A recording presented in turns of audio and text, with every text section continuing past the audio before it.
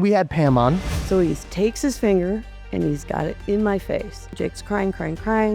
I go up the stairs to try to comfort Jake, and Greg blocked the stairs and said, "You are not going up there." The way you're describing him is like he mentally abused you. Oh, yes. Absolute lie. Okay, let's jump into this. Oh, you still have this from 2001? Yeah, this was a copy of it. What brought all of this back up? For her to tell the lie that he came afterwards is a better story. And have you ever sat down with David ever? No, I never will. Dude, you need to go forgive this man, dude. No, I'm not going to do that. See, I have no interest in forgiving. I'm just playing, I don't fight, I do pray. I only go the way of mistake I way. Try to correct me, but I'm stuck in my own ways. Why wouldn't you take advantage of that? I don't believe I have hatred, I just believe there is hatred. What's up, guys? Welcome back to the George Janko Show. Let's go. Let's go. GP is in the house. Yeah, and he's in Let's 24th go. Street in Osborne on our 24th Street Cigar Lounge. He requested to be here. Shout out, he wants to support my dad and his beautiful cigar lounge. Thank you for that. That's sick. Yeah. First one here, right? I think this is the first time we've hung out in Arizona, But right? first podcast in the lounge. I think second. Oh, okay. Yeah. But it's the first one with our guest. Yes. And we're going to have you sign the wall. Oh, nice. GP. Things are looking up. Yeah. How have you been, bro? I'm good. You know, I'm moving around. I'm spending a lot of time in Jake's place in Georgia and my place in Tarpon Springs. It's right on the water. I love it. Wake up to dolphins, manatees, paddleboarders. Dolphins? Dolphins swimming in the bayou. Wow. Manatees. We got a little squirrel that we're sitting out there having coffee, comes out every morning, gets a couple nuts from us, hangs out with us. Yeah, it's pretty cool. So GP is online. He's a very rugged personality. He says what he wants. He doesn't hold back. He doesn't fold. He's the type of dude that will, like, he not only wants to fight the bear, he wants to eat the bear. Like that's who he is. You know what I mean? Like any other human being, like, oh my God, it's a bear. Let's get out of here. He's like, dude, oh my God, it's a bear. Let's get in there. And I'm like, that's GP. Real man's man, real Ohio. Hands are dirty because he could build the house and then he lives in it. But there's a side of GP that I pray to God I get to pull out, and it's a very in-depth, deep. He looks at life in such a beautiful way. And I know that you're like your kids. You like to put on this persona, but there's a soft side of you that also lives, and I do want to show that side. So before we get into the drama that you had with your ex-wife, I want to get the viewers to know who GP actually is. Like, where were you born? What was it like being raised by your parents? Like, I want to know this because, like, Yeah. I don't think that many people get to see that side of you. Well, you know, it's hard. I have a hard time talking about myself because I'm kind of like, I think the story's boring, but it was kind of crazy. I mean, I grew up in Ohio. Mom and dad divorced in 3rd grade. And from that point forward, I was fighting and scrapping for everything. My parents were, by all what most people consider poor, always rented homes, had one car, and, you know, my dad was intermittently in our life, and, you know, the car might be working on Monday and Tuesday it's down until Friday, you know, and I'd be out there trying to fix it in 5th grade, and it wasn't easy. It was just I didn't realize, I kind of had a shitty life growing up, but I actually didn't realize it until probably 10 years ago. I went into counseling and shared with the counselor some of what happened to me. And she was like, you had a shitty childhood. I'm like, well, I didn't know that. I mean, I just carried on. I was the kind of guy that I was either going to go over it, through it, or around it. Nothing was slowing me down. And from an early age, you know, I remember being in 3rd grade, I wanted a pair of Converse tennis shoes. My mom was like, well, we only have $18 and those are like $32. You're going to have to get the $18 tennis shoes. And I was like, I don't want $18 tennis shoes. I want the better shoes. Yeah. So I had to make money. I'd go out and cut grass, snowblow driveways. I would pull bikes out of the garbage. I'd fix them up, turn around, sell them at garage sales. So I was constantly making money even as a young kid. And I'd go out and I'd be like, cool, I can buy my Converse tennis shoes. I got them in different colors. So I was like, money driven to make things happen. And That's where you got your workflow from. well, yeah, and I had a grandpa and an uncle that I was very close to, and they both worked nonstop. I mean, my Uncle Joe was first guy up, last guy to sleep, you know, always came home, dirty hands, rugged, just, I'm like, he's a man, you know, and I want to be him. What was your relationship with your dad? my dad, he's crazy smart. He's got an IQ of like 152. He's too smart for society. So he couldn't deal with people. And when my mom and dad got divorced, he kind of disappeared. He'd show up intermittently. But I learned a lot from him. Like when I was 15 years old, I bought a car for $10. And I'm sorry, what? I bought a car for $10 at 15 years old, and it had a full tank of gas. So Wow, what a deal. I know, it was a screaming deal. Well, how did you get a car? Crazy story. So my dad used to drive cars called a Corvair, and he was always fixing them. So I was riding my bike down the street next door to me, one street over one day, and I see this Corvair in this guy's front yard for $120. And I go to him, I said, hey, what's up with that car? And he's like, oh, the pulley doesn't work. You know, you punch the gas and the pulley just spins because this is broke, that's bad. And to fix it, you got to drop the engine and blah, blah, blah.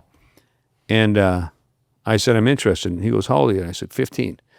And he goes, you know, the car, like, it doesn't really go well. It doesn't run. Like, you have to, when you punch it for the gas, it goes like 5 miles an hour.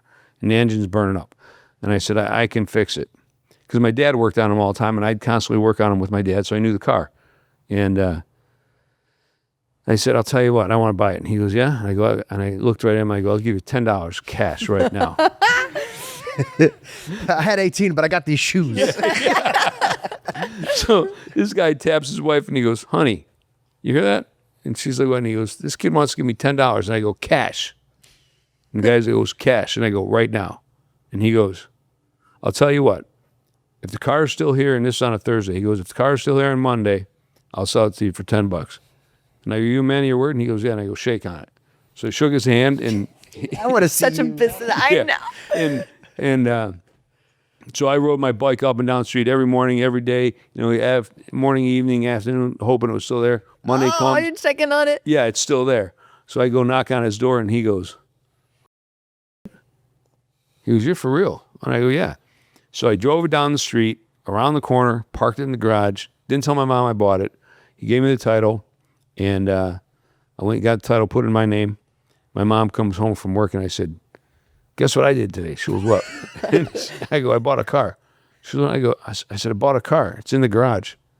She goes, what are you talking about? I said, I bought a car. She goes, what'd you buy? And I said, a Corvair. And my dad always had him, always breaking down. And she just rolled her eyes. She was like, oh, Jesus.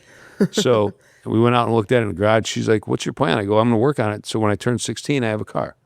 So I did. I worked on it, got it running. I dropped the engine by myself. At the time, I delivered papers. And the paper, it was morning paper. It was called the Plain Dealer. So I had a paper out. I delivered papers in 90 homes every morning. And on Sundays, I did like 125 homes. So I took the wagon that I had, I set the engine on it, and I jacked the car up, and I kept putting blocks underneath it so I can get the engine to be lower than the body of the car.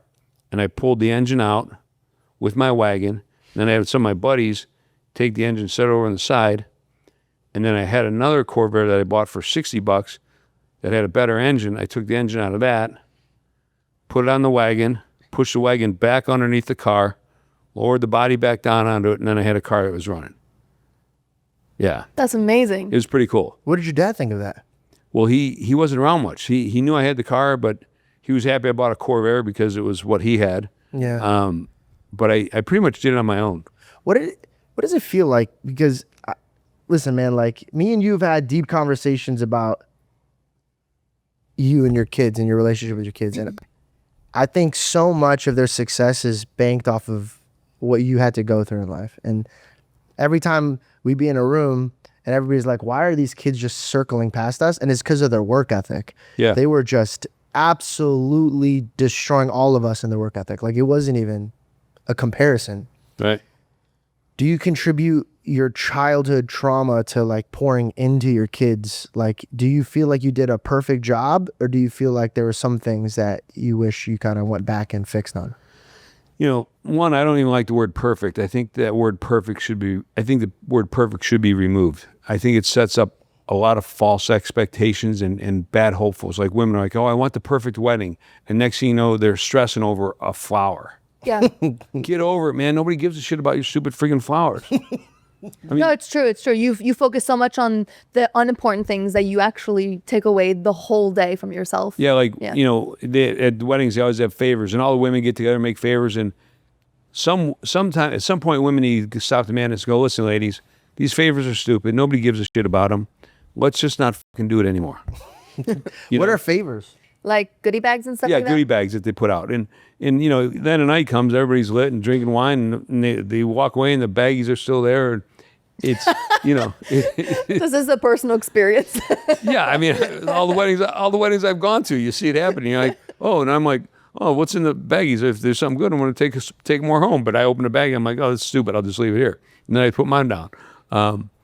But I was constantly grinding. And then my uncle, he was a big part of it because I saw him working, and you know, I wanted to succeed, and I hung out with kids who lived in a wealthy neighborhood, so I knew what it was like. I mean, I would go to their cottages in the summertime and see their boats in the cottages and that life, and I was like, this is what I want.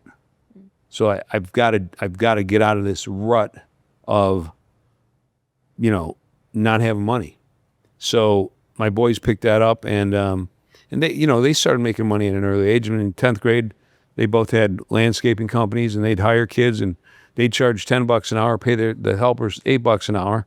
They'd make $2 an hour on 4 kids, and then they'd work. So they're making $18-20 an hour doing their thing, and they're out buying their own shit. And, you know, there's pride in that. You're buying your own clothes. You're paying for your own gas. You can, you know, you don't, a lot of the guys are like, oh, my parents said I can't put any more gas in the car, so they couldn't drive. Logan and Jake didn't have to worry about that. They have their own money. So. Do you feel like I heard you said you were going into counseling. Is Jake the one kind of like inspired you to do this? No, so when we were going through a divorce, Pam wanted to go to counseling, and I'm like, I'm in. So I said, go find a counselor you like, and then I'll interview the counselor. If I like the counselor, we'll go. And she's like, no, you go find one. I said, no, you want to go, I'm up for it. Find one you like, because if I go find one and you don't like them, then you'll be like, oh, the counselor's no good, and you can bail and blame it on the counselor. I want to remove that excuse. Go get one, and then I'll go. And at the time, she was already involved with David, and I think she thought that if she suggested go to counseling, I would just say no, and then that'd be her easy out. Oh, he said he wouldn't go to counseling, so I left him. Well, when I said yes, I think it kind of blew her program. Okay, if we're going to tap into this, there's a timeline difference that I'm hearing. She's telling me that she met David after, and you're saying... Absolute lie. Okay, let's jump into this. So she knew him, but she wasn't in relationship with him yet? No. She was in a relationship with him before she moved out. I mean, he was a large part of the reason that she decided to jump ship. She says otherwise, but, you know, I have notes here. Like, here's something that we used to have a thing called a week at a glance, and it was a paper notebook of what your schedule was. Bro, you still have this from 2001? Yeah, this was a copy of it. But in her own note, or her own weekly calendar, she wrote "Kiss" with a star next to it. Then the following week, a star with "Together." And then, I don't know, a couple weeks later, there's one that said double stars and it says "Big." And then it says "I love you." So I found this and I'm like, hey, what's up with this? And I was kind of suspicious of her activities. And she goes, oh, that was when my period was. I'm like, oh, so you had 4 periods in a month? And then she said Westlake Christmas party, 2 stars next to it with a question mark. So, you know, why she put this stuff in her weekly calendars is baffling to me. But for her to tell the lie that he came afterwards is a better story. That's the bottom line. I mean, the way I found her is she was going to bed at like 11 p.m. I used to go to bed at midnight or 1 a.m. She went to bed at like 10:30, 11. She goes, oh, can you run downstairs and get this book for me out of my book bag? Because she had a bag she'd take to work every morning. And I go down there, I get her book, and in her little bag is another book with some notes sticking out of it. And I decide to open up these notes, and I read it, and I'm literally floored. It's the whole thing. She's talking about her affair, like, you know, will his kids like mine? Will I like his? Will he be a man of his word? Will he leave her? Is this the right thing? Like all these questions, and she would write all these notes to herself. And I saw this, and I'm like, I literally start shaking. I was like, what is going on? So I called my friends down the street, Keith and Jeanette, and I go, hey, listen, are you guys up? I found something, and I'm freaking out. I gotta come see you guys. And do you have any beers there? They're like, no. And I go, all right, I'm coming by with a 6-pack. So I grab some beers out of my refrigerator, drive down the street, and I show them this, and they're just acting like, what's going on? And I'm like, it sounds like she's having an affair. And I'm drinking beers with Keith, and we're carrying on and on. I asked Jeanette if she knew anything about it, and the way she answered, I knew she was lying. So I said to her, I looked at her, and I go, swear on your kid's life that you don't know anymore. And she goes, I can't do that. She's having an affair. And I just broke out crying, bawling my eyes out. I was wrecked. So drank 2 more beers. I ended up going home at like 5:30. She was getting up at 6 a.m. I go home at 5:30. I crawl into bed, act like nothing happens. She goes off to work, and I'm like wigging out. I'm freaking out. I'm like, my life's falling apart. What's going on? She's banging somebody else, whatever. And so I contact a PI, and he's like, well, based on what you're telling me, I'll be able to track her. I'll be able to follow her, but you're kind of wasting your money. He said, history shows when you get this much information, it's already happening. He's like, I'd recommend if you want to get phone records, maybe try to get somebody else to follow her, blah, blah. So I did that. And I had a friend of mine follow her. She was like, oh, I'm going to lunch with somebody. I had somebody follow her downtown Cleveland. And I called her, and I'm like, hey, what are you doing? She's like, nothing. I'm like, where are you? And she lied about where she was. I said, who are you with? And she lied about that. And I said, well, actually, oh, Jesus. Sorry about that, guys. It's okay. I don't know how to set that thing up. Anyway, so she lied about where she was and who she was with. And I said, well, actually, you're lying to me. I know you're here, and I know you're with another man. And she's like, no, I'm not. And I said, yes, you are. 100%. I got somebody watching every move you're making, and you're freaking out right now. You just left the table. And she's like wigging out because she's looking. She's like, who's here? Who's watching me? And I never told her. And that was kind of like when everything broke loose. Were you guys in a bad place at the time?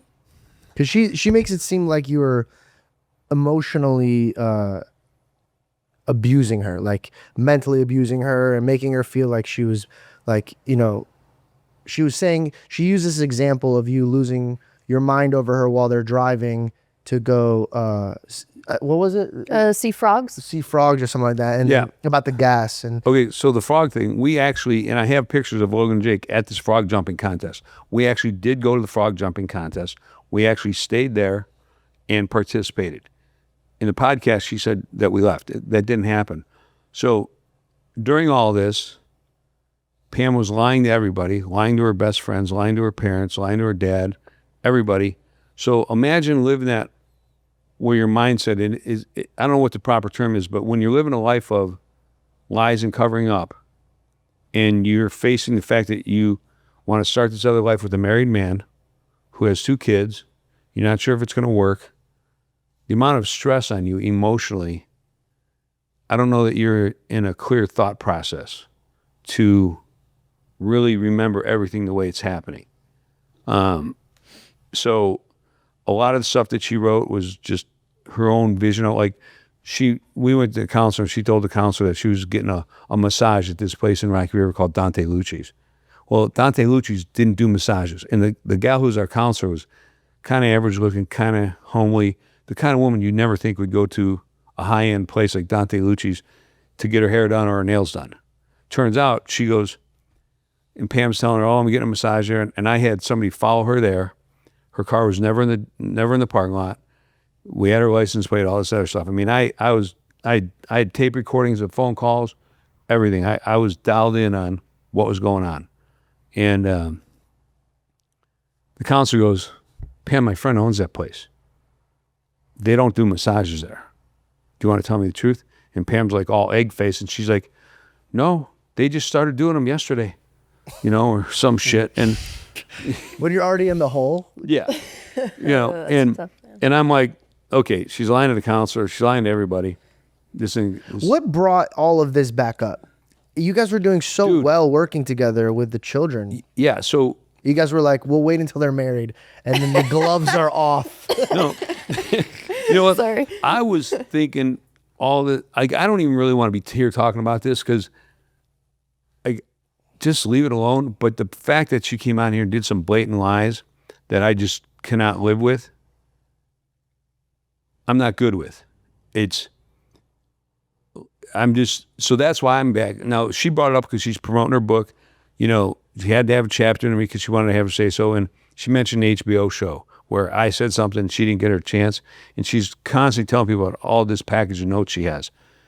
Well, I have a bunch of notes too. But it's her story. And like in the podcast, she goes, there's Greg's story and then there's my story, and it's the truth. Well, here's how most things works. There's your view, and then the truth usually somewhere in the middle. Now, when you're documenting stuff, like I was on the receiving end, not I wasn't the one initiating the lies. Like her dad was like, is she going through menopause? I mean, I was close to her dad, and his name was Spike, and I was super close to him, and he's like, I don't know, she drinking, is she possibly doing drugs? She's going through menopause, all this stuff. People were trying to figure it out. And we'd never talked about getting divorced. We still had a physical relationship. She never said to go to counseling until she was already involved and in love with David and made up her mind. And I think that her asking me to go to counseling was in hopes that I'd be like, no, I don't need counseling. That she'd just go, oh, he didn't want to go, walk away. And during this whole thing, I was in contact with David's wife. We were communicating. We knew where he was going, where Pam was going. Like, we knew way more than what they knew we knew. What was David's wife saying at the time? Oh, David had a wife? Yeah, he was married with 2 kids. And he said she wrote in the book, like, will he leave his wife? That's what Greg had said. Pam wrote in the notes, will he I leave? thought she was talking about you. No. She was talking about David. Yes. Will his kids get along with my kids? That's the part Yes. that I didn't understand. I was like, No. It's like, I hope she was with your questioning. What, and when I talked to his wife, she was like, well, he he had an affair once before. I'm not surprised. And, I put him through medical school and I was with him through college and all this and blah, blah, blah. And at one point, I called up Pam's uncle, who I was very close with, and I said, hey. the one you built the house with? No, he's a whole nother story. This was a different one. It's Uncle Jim. And I said, Uncle Jim, and I don't even know if Pam knows this or who in the family knows this, but I said, listen, because he'd call me and I'd call him and like talk through the shit, and he was a great dude to like good bounce stuff off, good family man, good morals. Wife was married. All their kids are great. Like just a good example of what a good marriage should look like. Yeah. So I was reaching out to him, and I said, hey man, I'm really close to driving over to his house. I know he's home, and just kicking down the door and beating the living piss out of him. And he goes, listen, have lunch with me first. Have lunch with me, and after we talk, if you still feel like you want to do it, I'll drive you over there. And I said, okay. So I met him for lunch, and he always referred to Pam as Pammy. He goes, I said, I'm like this close to just kicking the door down. And he goes, well, if you do that, you're going to get in trouble. You probably get thrown in jail. You don't want to be removed from your kids. He said, but I'm going to tell you something that's going to suck and it's going to hurt, but it's the truth. And I go, what? And he goes, I love Pammy. He said, but let me ask you something. Have you ever been in a time where she wanted to mess around with you and you said, no, I have a headache, or I'm kind of stressed, I'm kind of tired, or I don't feel clean, or I'm too sweaty. He said, have you ever turned her down? I said, no. He goes, has she ever turned you down? Has she ever said, I have a headache, I'm too tired, I'm sweaty, I feel fat, I feel bloated? I said, yeah. He goes, okay, so here's what you need to know. The women give the green light. He goes, men pursue, we get a red light, we stop. He goes, we get a caution, we come back and we go again. He goes, we keep going till we get the green light. He said, Pammy gave him the green light. So if you want to beat up anybody, you need to beat her up first. And I broke down in tears. I'm bawling my eyes out. I'm like, ooh, ooh, ooh. I'm like, shit, I can't do that. I fucking love her, But he was right. I mean, it was a hard truth. And I was like, shit, man, this sucks. I want to beat somebody up. Yeah, it hurts when, I think as men, like when life beats you up and you get to a place where you're like, I can't do anything physically, it hurts the soul a little bit more. And so I'm glad you were one of those very unwise men that couldn't hold their emotions and hit a woman like. And you know what? I love the fact that she says you never ever put your hands on her. No, I never did. There was a story that she told me in her book, where you were disciplining Jake and you were like, don't go up there. And when we got off the podcast and I told her, I said, hey, listen, like, I heard the story, but for me, I heard it from a point of view that I was picturing my mom and dad. And if my dad took me upstairs to discipline me, I could see my dad saying, you're not going to go up there and comfort him and make me look like the bad guy because you don't want to discipline our children. So don't go upstairs. So I was seeing stuff where I was like, I could see there's just a perception of things. She wanted to leave. You feel like she cheated on you. She feels like the relationship was over. Where do you see it now? Because I'm starting to realize that you guys are both still hurting from this, and you guys really haven't sat down and like say, okay, let's really bury this. Do you guys feel like you guys are overpouring your guys' pain into your children's life? Yeah, that's a great question. And who knows? I mean, as parents, we all screw up. We all make mistakes. Like the manual on raising children, right? The day I finish it, guess what? They finish it 2 days before, meaning that they already know, like whatever I have to go through with them, it's not somewhere written. The guidelines aren't there. In no child handbook does it say, okay, well, you've been working 15-hour days, rehabbing 3 houses, selling a lot of real estate, making a shit ton of money, doing all kinds of things, and you come home and your spouse has done nothing all day, and yet she's acting tired, and your kids are yelling and screaming. How do you handle it? What do you do? Like there's not that book isn't there. You just have, you kind of, we learn as we go. The other part of it is this, that my mom and dad were divorced. Her mom and dad were divorced and remarried 2 and 3 times each. So if you look at the people that are, the divorce rate is at 50, 60%. Well, when you have 2 role models that are divorced, well, I don't have a role model. Your parents are still together. So you've seen them push through tough times, hard times, however they do it. Yeah. If I look at like Uncle Jim that I mentioned, all of his kids are married, and the women that they married, I think those parents were still married, no divorces, so they're all still married. And then if you look at families that have been divorced, you look at, there's divorce. So, look, we all mess up, and you learn. You can only learn by making those mistakes. Yeah. Like with doctors, they call it, it's our practice. Why do they get to practice on real lives, humans, and patients, and they don't get condemned for life for taking a life or making a mistake? But as parents, every one of us are going to screw up. You guys are going to screw up. You're going to make mistakes, and guess what? You might not find out till 20 years later. Right. Yeah.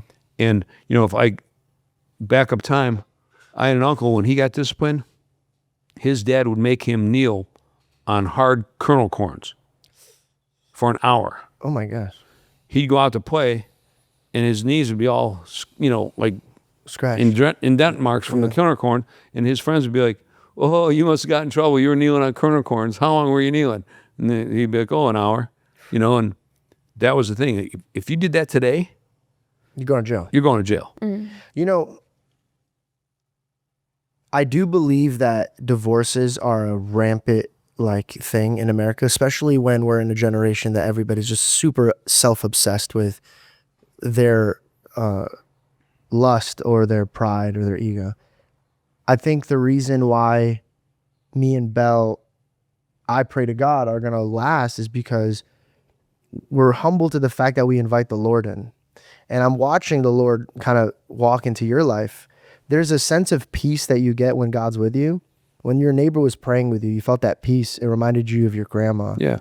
Is this like a direction that interests you now? Are you walking towards it? You know, I've always believed in a greater being and a greater power. I mean, my grandma, who I was super close with,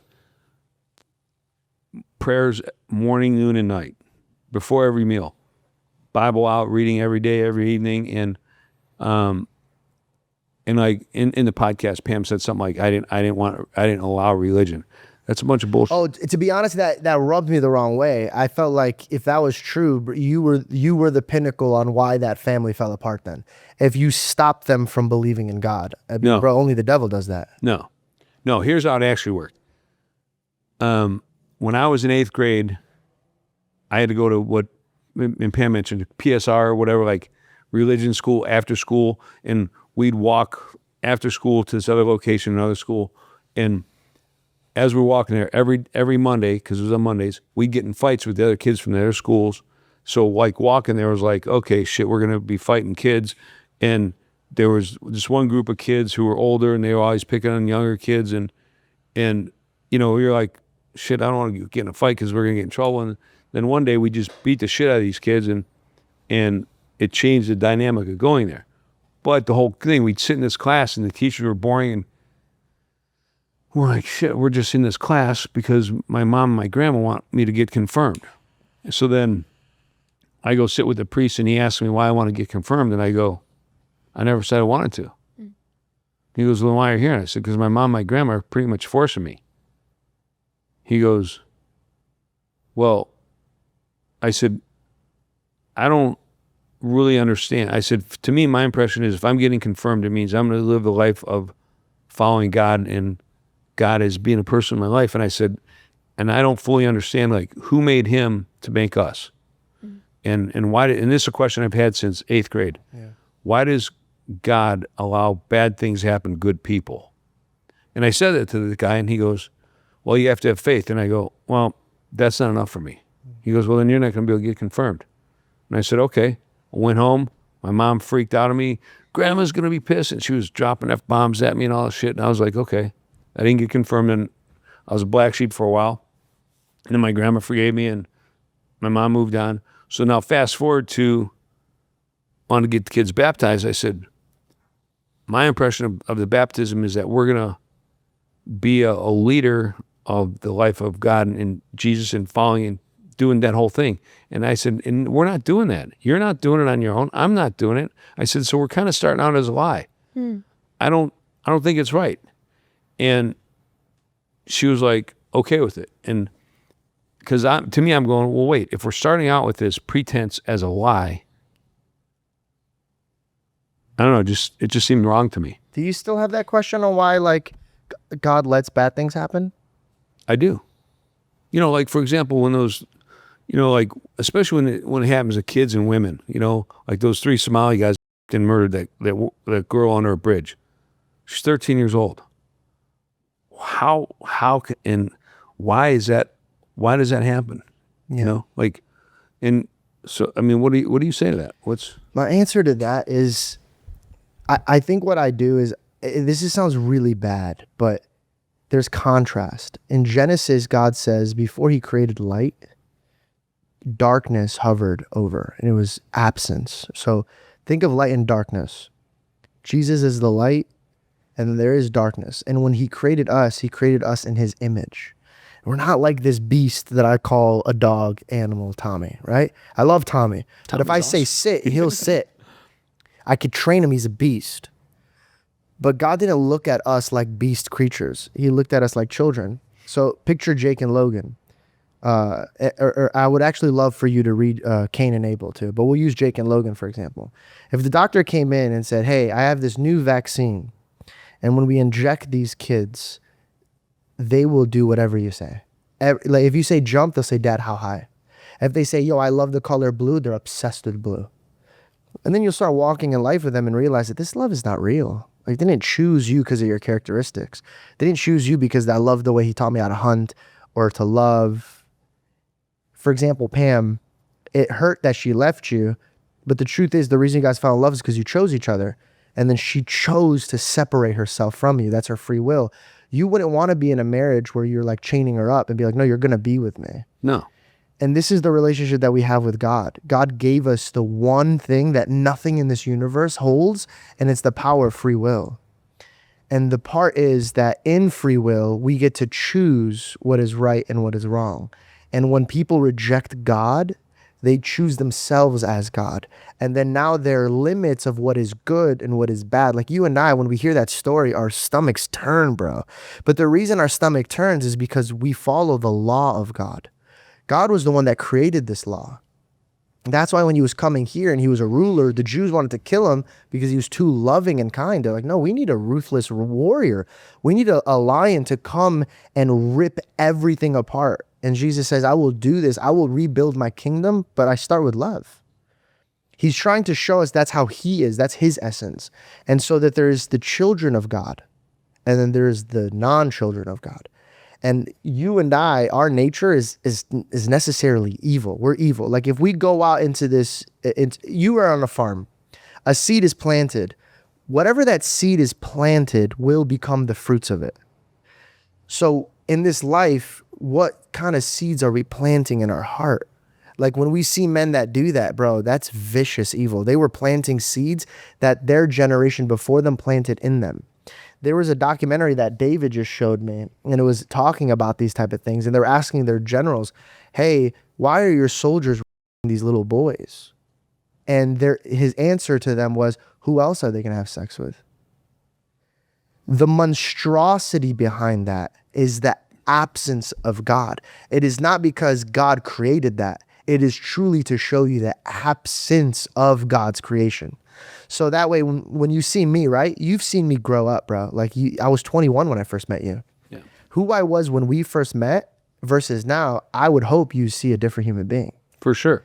When you saw me at first, it was my own seeds I was diving into, my own lust, my own pride, my own ego. And then eventually one day, I was tired of being sad and depressed. And I was like, let me try God. And the gospel describes the word of God as a seed. How he created you in Genesis is that he grabbed you from dirt and he breathed into you. Now, you taught me about planting when I saw you in the field. When you were showing me that if you plant this in this dirt, this will grow. So if the word of God is a seed and we're dirt, are we accepting his word and growing his fruit, or are we taking it and rejecting it? Like your version of rejection was because it was like, I don't understand how God could go and let this happen. Because if I was God, I would make sure that this would never happen, that this girl would never be touched this way. But can I ask you an actual honest question? Have you ever came to God and asked him, hey, this is why I'm hurting, and I need to know why you're doing this to me?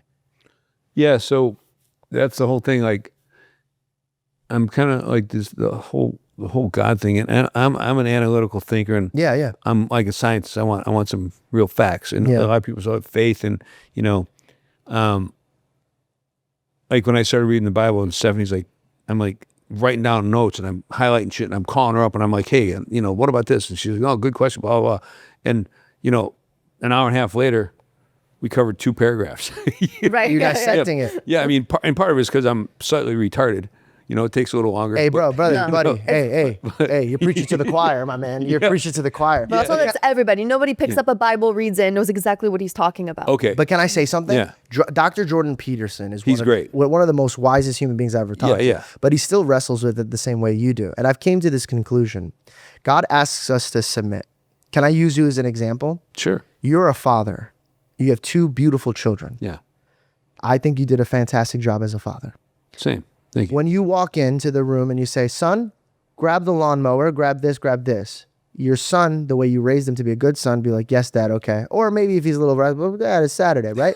But he's not going to go against your authority because he knows that you're providing for him and that you love him and then you take care of him. There's a relationship and an equal respect where you say, you don't have to ask the dad. You know, my dad used to say, I'm your father. You don't get to ask me why. It's because your dad would pick up a bat and beat your ass. And he's from Iraq, bro. A bat would be luxury. He'll just break a stick off of a tree and beat my ass. He make you break the stick off. I'll grab the thin ones. And then you get hit more. But what I'm saying is that there's a respect where I can't ask the authority above me, my father, like what's going on. But here's the best part. But through his love and his actions, I go, oh, he loves me. So I willingly submit. As soon as I willingly submit to my father, then all of a sudden I start understanding my father and I start grasping why he doesn't want me to play with the fire, why he doesn't want me to play in the street. But as a kid that's unwise, I'm like, what's up with you, man? The street looks fun.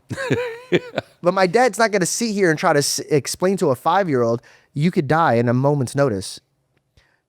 So what I'm saying is, if you want a relationship with God, there's a verse that I always explain to people that have a hard time understanding God. Jesus is around everybody and he says, whoever has ears, ready for this, and want to hear. Whoever has eyes and want to see. I think the truth is the reason that I see Jesus isn't because I have different eyes than you. It's because I got so fed up of seeing the garbage that I've seen and hearing that I submitted my eyes and my ears to my Lord. And I said, you give me new eyes. You give me new ears. If you created everything and you're real, change me. Change my heart. There's a spirit. It's either an evil one or a good one. And that spirit will now convince your mind to think of things. And then your mind will dance with your heart. And then your heart will pour out of your mouth. And I think this is the true relationship that we should have with Christ, is a full submission, is to come to him in private and say, Lord, to be honest, all those notes that you said, I think this is really weird, uncomfortable, stupid. I don't think you're doing good as a God. But if you're real, I want to be your son. And I want you to show me as a father. The one thing I always tell people this, it's not that you don't know Jesus' law. It's that you don't know how much he loves you. Because me and you have had conversations about you and your children. And I would pull your kids aside and I say, dude, your dad loves you. And they know that. This is why you guys have a relationship. It's not their law of GP that they stick around for. It's their love of GP that they stick around for. Right. And I think that I know you're going to come closer to Christ because I do, to be honest, bro, talking to you now, you're very soft compared to how you were before. Yeah. Dude, don't make me get up, man. I want you to truly, when you're by yourself, just be super honest with God and say, Lord, if you are real, I would truly love to know who you are. And GP, I promise you, you know how much I love my wife. If I had to bet on it, I would bet my wife, my house, my career, my family, Let's that if go. you truly, with all of your heart, truly came after him, you will find him. He will come after you. He will come after you like with tears streaming down his face, holding you, because he knew how you felt when you went through the divorce. He knew how you felt when your family was raising to fame and you're just struggling to show them the way, but you're wrestling with you with money. Like, it's funny how God does that, right? Imagine wrestling with GP that's famous and rich. You had it easy, because if they were really like you, oh, buddy, we would all be cooked. Oh, if they were, We would all be cooked. Yeah, I mean, if I had what they had when I was 19, I would have been found dead with 3 dead naked women. You know, guaranteed. One guy, I'm like, GP. No dudes. That's where you draw the line. GP, if you could move on right now with Pam in your life and your boys in your life, how would you, if you could control the situation, how would you want to go about it? Because I think that spiritually, bro, I think you're still the man of the house. And I know a lot of people would kind of get mad at me, but I think the way that your ex-wife is going to lead the dance is only following in the perception of how she thinks you're treating her. So I don't want to have the dance with her. You know, that's the deal. I mean, look, You're ready to put the sword down and just look. Here's how it went with me. when she left, she could have just left with ease, but she came at me with intent to hurt me, tried to get me thrown in jail, tried to make me look like the bad guy in a lot of different ways, but I was one step ahead of her. Was she trying to put you in jail? Dude, I'm not going to go into it. I'm not going to go backwards, but the amount of things that she did to try to frame me and get me caught up and get me in trouble, and David participated in it. Like, for example, when I would go to her house to pick up the boys, I would never pull in their driveway, ever. I did one time. The reason I never did is because I was always concerned she would frame me or do something, throw a pot at my car, do something, and then call the cops and try to get me in trouble. So one time, I pulled in their driveway, and it was when Logan and Jake got a puppy, and Pam and David were gone, and David's daughter Elizabeth was there, who I'd met before, and we got along. She was cool with me. They're like, Dad, come see the puppy, come see the puppy. And I'm like, okay. So I parked the car in the driveway. I walk up the front door. They open up the front door, and Elizabeth gets a phone call, and she's like, oh, I'm showing Logan and Jake's dad the puppy. And I hear David go, get off the phone, call the cops. And she's like, what? And he's like, call 911. Just call 911. Tell them you're scared. So I tell the boys, I go, I got to go, you guys. And I leave. And 4 minutes later, Westlake police show up at my door. They're like, hey, we want to have you come down to the station. I go, I'm not coming down to the station. They're like, well, we want to hear your side of the story. I go, well, side of the story for what? And they're like, well, they said that you were there and you were in the house and threatening the kids. I go, that's a bunch of bullshit. It's total lie. And I said, listen, I put this in notes 3 years ago. I said, I have never pulled in her driveway because I'm concerned she's going to frame me, because she's been trying to bust me so she can make her case look better and tell people, well, Greg's a bad guy. This confirms why I left, blah, blah, blah. So I said, I'll run inside. I'll get you my notes that I wrote that this would happen if I ever pulled in the driveway. And I said, and it freaking happened. So I go in the house, I grab my notes, and show them, and I go, page 3, second paragraph, I circled it, and I said, it's right there. And he goes, well, we'd still like you to come down to the station. I go, are you arresting me? He goes, no. I go, then I'm not coming down to the station. Get off my property. And he left. So she was constantly trying to, for 3 years, just gave me shit about everything, constantly gave me a hard time. And like on the podcast, she said something about the custody, why she said something about agreeing to let me have 50-50 custody. That's not how it worked. The way it worked is I was a realtor, so I took the kids to daycare in the morning. I had to pick them up because I had a flexible schedule. She would work 12-hour shifts, 6 a.m. to 6 p.m. So daycare wasn't open at 5:30, and they were closed by 6 p.m. So I was the one picking the kids up and dropping them off. Took them to most of the doctor's appointment because I had the flexible schedule. If she had the schedule I did, she would have done it. And I'm like, hey, man, we're a team. This is how it's going to work. You're there. You're working. You got the benefits. I'm going to do this. I was cool with it. But at first she's like, well, I'm going to keep the house and you can have the kids on weekends, holidays, and the summers. I said, no, we're doing shared custody 50-50. And she's like, no. And I go, listen, we're going to do 50-50. And if you want 1% more, I'm going for full custody. I said, I know all the babysitters. I take them to schools, daycare, all this. I've been to all the doctor's appointments. I'm not settling for less.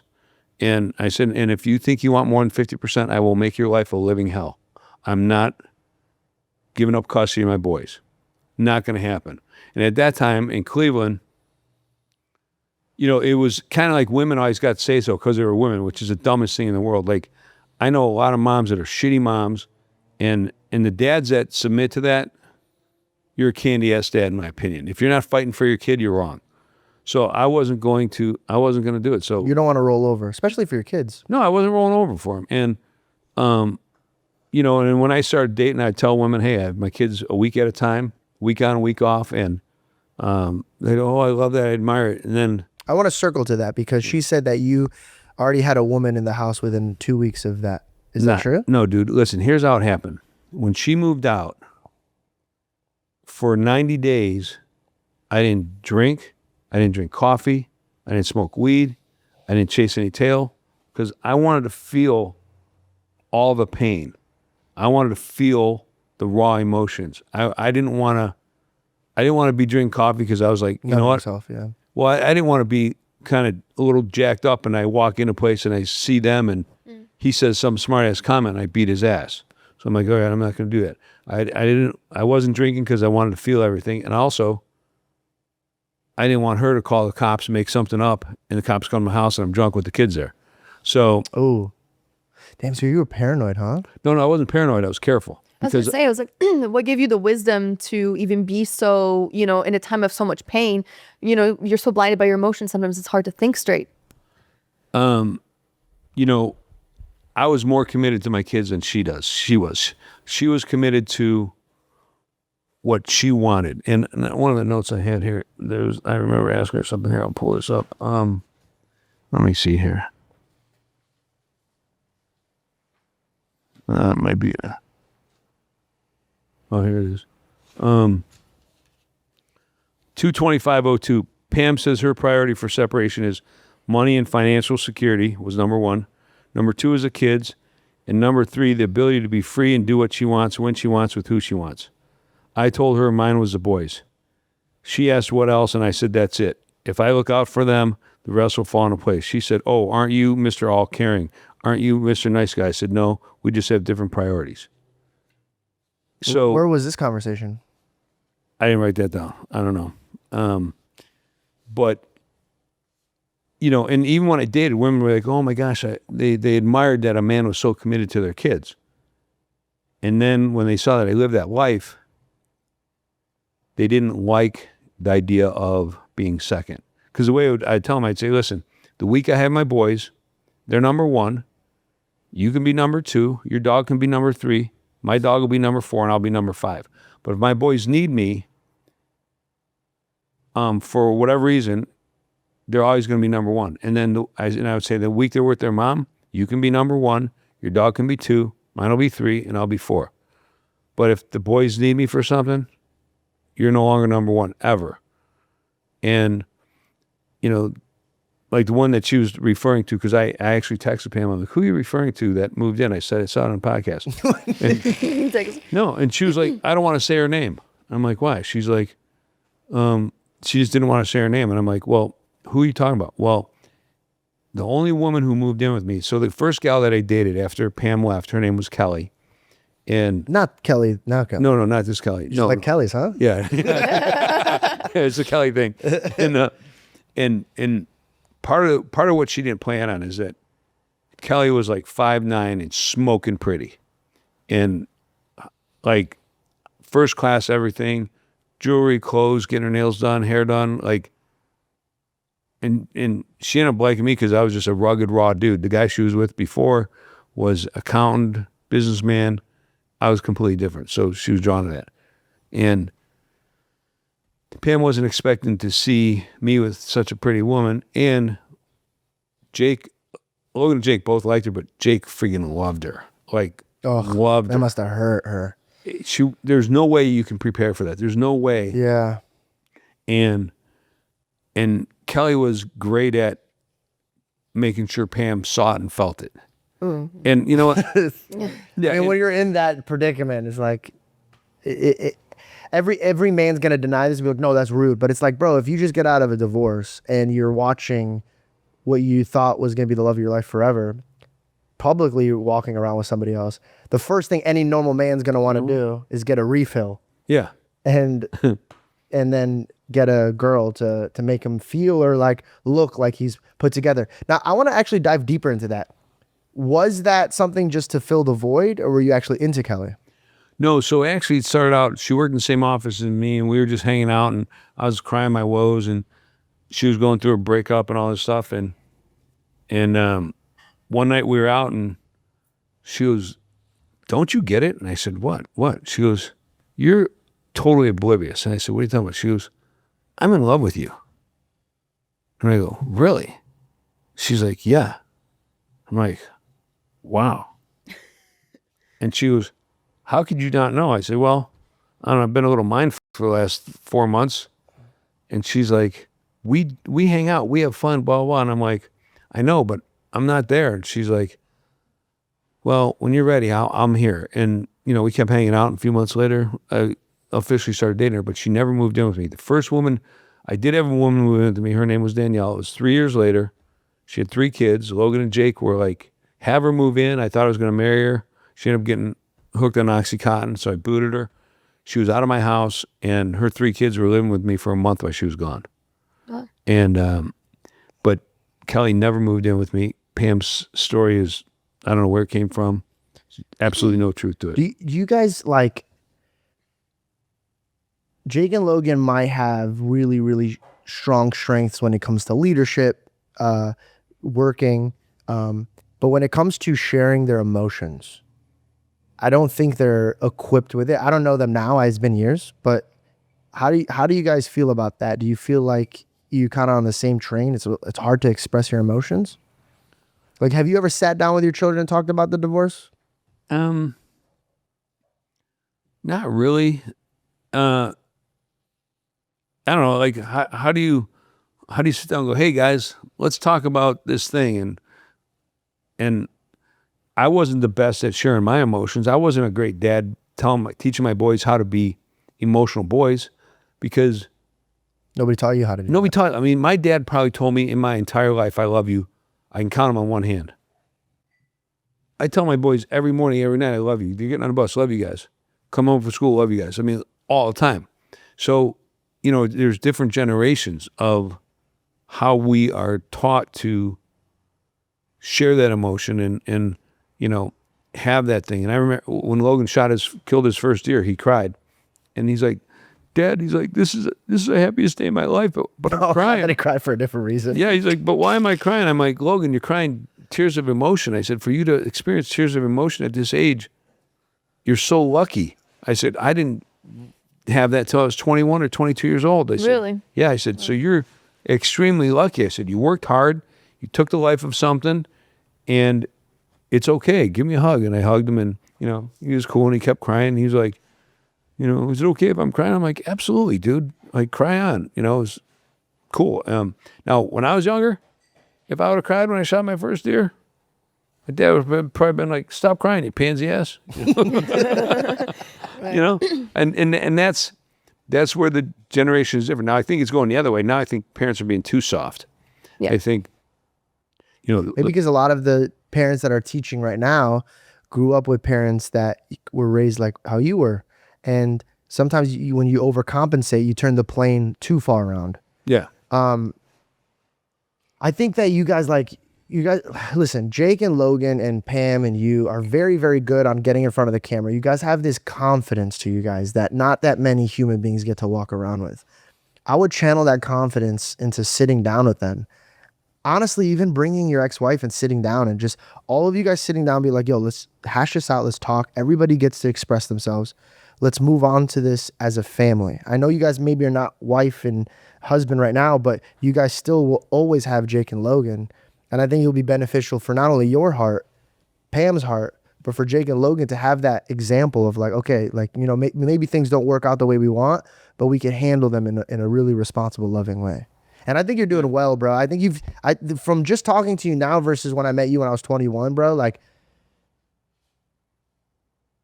you have a nature to you that's growing, and it makes sense, bro. You didn't have anybody above you teaching you about love and compassion and empathy. So like, now that you have it now, or you're growing in it, I think it would be beneficial for you guys to grow in it together. Yeah, and here's my thing. It's kind of like when Pam did what she did it with intent, with full knowledge. It wasn't an accident. And David participated in it. So I don't really have any desire, like for another man to participate in trying to get the kids separated from their dad. That's bullshit. Like I'm not good with that. I don't hang out with guys like him. I don't hang out with dudes that are cheaters. It's and I know guys who've cheated. I'm like, listen, I'm not sticking around to be a part of this. I'm leaving. I'm exiting. Like, that's not my thing. And I dated women who were bitter and, wanted me to gang up on their ex-husband to get them from the kids or to kind of screw them over. And believe me, I had all the ammo. I knew all this stuff. I was dialed in. I could have helped them, but I'm like, I'm not doing that. I'm not participating in those actions because I was a great dad. And to try to pull me away from them, and this is why I was able to keep my head on my shoulders when you mentioned earlier, because the whole time I'm like, okay, well, David's kids are basement dwellers, and from what I see, he's not a great dad to his kids. There's no way I want to be removed from my boys' lives for any reason and them get stuck with him as a guy who's going to raise them. And have you ever sat down with David ever? No, I never will. I've never said a word to him. I talked to him one time.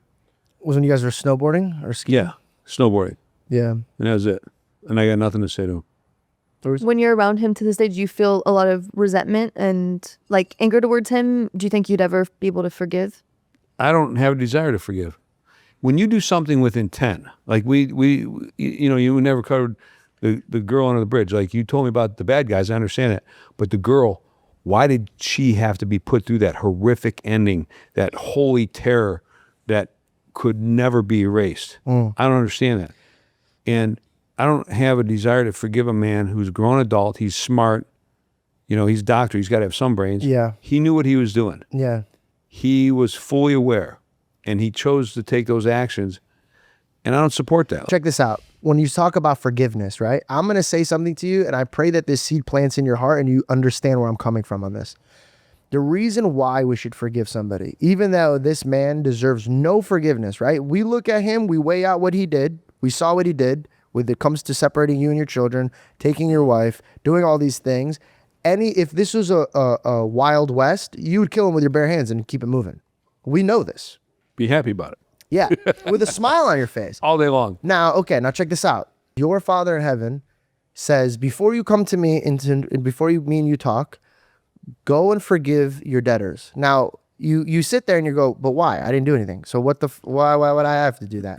But the truth is, the separation between you and David and the sin between them are great. But it's not as great as the separation between you and Christ. And yet Christ on his heavenly throne came down into a manger where lambs shit and piss. And he was born as a human baby to then raise up and to put back onto the tree what humans stole from the tree. And so God is looking at us and saying, wait a second, you guys were filthy, an abomination to my eyes. And yet I remembered you guys and I didn't forget you. And I came down and I gave you guys mercy and forgiveness. So if you are from the same tree, the same vine, you would produce the same fruit of forgiveness. Now, when I say forgive, I'm not saying forgive for him. The gospel never even explains it for him. He says for you. There's a parable in the Bible. There's a king, he's sitting on the throne. And this man comes to him and he owes him money. But he sees his life is struggling. He couldn't pay off his debts. So he goes, don't worry, man. I've covered your sins. I've covered your debts. Go and be free. And his soldiers were out in the village, and he saw the same man run to a man who owes him money, and he grabs him. And in that time, you could legally beat a man or throw him in jail. And that man beat that guy. So he just gets forgiven for his debts. And then he goes and he beats another man. Why did he beat that guy? Because he wanted his money. Oh, so And so the he king- should have paid it forward. Okay, so you're gathering what I'm saying here. The Lord in heaven goes, GP, I understand your struggles. I understand what you went through. I see the absence of your father. I see your struggles when you come to wanting to be a good father. But for you and I to have a real relationship, we got to see eye to eye on things. And the truth is, GP, you've slipped up a few times, and I've carried you like a good father. So pay it forward. You nailed me to the cross. I took your sins and paid for them. Something you could never pay for. Even if you worked 1 billion years on this planet, you'll never be able to pay for it. And I paid it for you. They beat him so bad, bro, they didn't know what gender he was on the cross. That wasn't a small debt. And so when he's looking at you saying, hey, I understand you're in pain, but if you want to be like me, you're going to have to go through that and say, hey, you smacked me on the cheek, David. So I'm going to give you my other cheek. What this produces is heavenly kingdom love. It will show through your actions. Your children will see what David's behaving like, and then they'll see their father behaving like that. And here's the thing, bro. We're all preachers. You might not preach the gospel, but you're preaching the message of what you believe in. And the best way you could preach is by your actions. I believe that you could have a really good relationship with Jesus. I think the first step into having a relationship with God is forgiveness. It is the fact of like, hey, this man did something wildly atrocious to me. I have every right to beat the brakes off of this man. But what I'm going to do, because I love my children, I love my God, I'm going to forgive this man and I'm going to give him to the Lord and say, Lord, you are my avenger. But I'm going to circle back to the Sermon on the Mount when he talks about peace. He says, my peace that I give to you is above your understanding, which means you won't comprehend it. You won't understand why you're so happy, why you're at so much peace. But you can only retrieve this type of peace when you go to the King of Peace. That's who gives it to you. And the way you could receive the peace, bro, is by asking your Father, help me forgive them. Bro, you could be honest. I'm not saying to lie. What I love and respect about you and why I think you're a real fucking man, and I'm sorry for swearing, but why I think you're a real man is because you're an honest human being. And when I sit with you, I could tell you who you are because you show me your scars. So if you're going to do that with me, a chump, a kid that you watch grow up that ain't, why are you not doing it with the Lord? And just say, hey, Lord, I don't want to forgive this guy, but help me forgive this guy. See, I have no interest in forgiving him. That's my thing. And like the idea that I have to go first to get something from The God Lord? later, I'm just, like. Are you forgetting the fact that you sinned? Like that you like me and you, like we don't have to unpack this, but you and I behind cameras, me and you have done some things that we're going to go to God and be like, oh, you remember that? Oh, he remembers all the shit I did. I was A terrible human. Yeah, I me did and some you crazy are shit. wretched men. So Yeah. what I'm saying is don't be the guy in the parable when the king forgives him. The king watches this man run to another man and not forgive his debts. Now you're saying, hey, my debt's a little bit much. You know what I mean? It's not a wage of $100. It's this guy wrecked my family. But Well, he didn't wreck the family. Let's be clear. Yeah. He was a participant to it, and it took two. Yeah. You know, if I was doing everything right, Pam wouldn't have strayed. you see the honesty here? Right. Dude, you need to go forgive this man, dude. No, I'm not going to do that. Can I have no share? interest in Do you that. guys mind if I share something with you? Yeah, go ahead. And you could take it, you could leave it. I don't know. But I'll tell you this. I didn't grow up with faith. I did not believe in God. I did not understand it. And, went through my own trials and tribulations throughout my childhood, things like that. I was separated from my father when I was 10. And that's something that, brought on so many different things. Yeah. And when I was curious about having a relationship with God, I pursued him and I wanted to understand him. And I just didn't understand how people even had a relationship with him or understood it and it makes sense to me. And I pursued him for quite a few years. And the last thing for me that finally opened my eyes and finally made it click inside was forgiveness. And I know how you feel because you're like, why should I forgive? That's how I felt. Why should I forgive my father? He's the one who dropped the ball. He's the one who hurt me.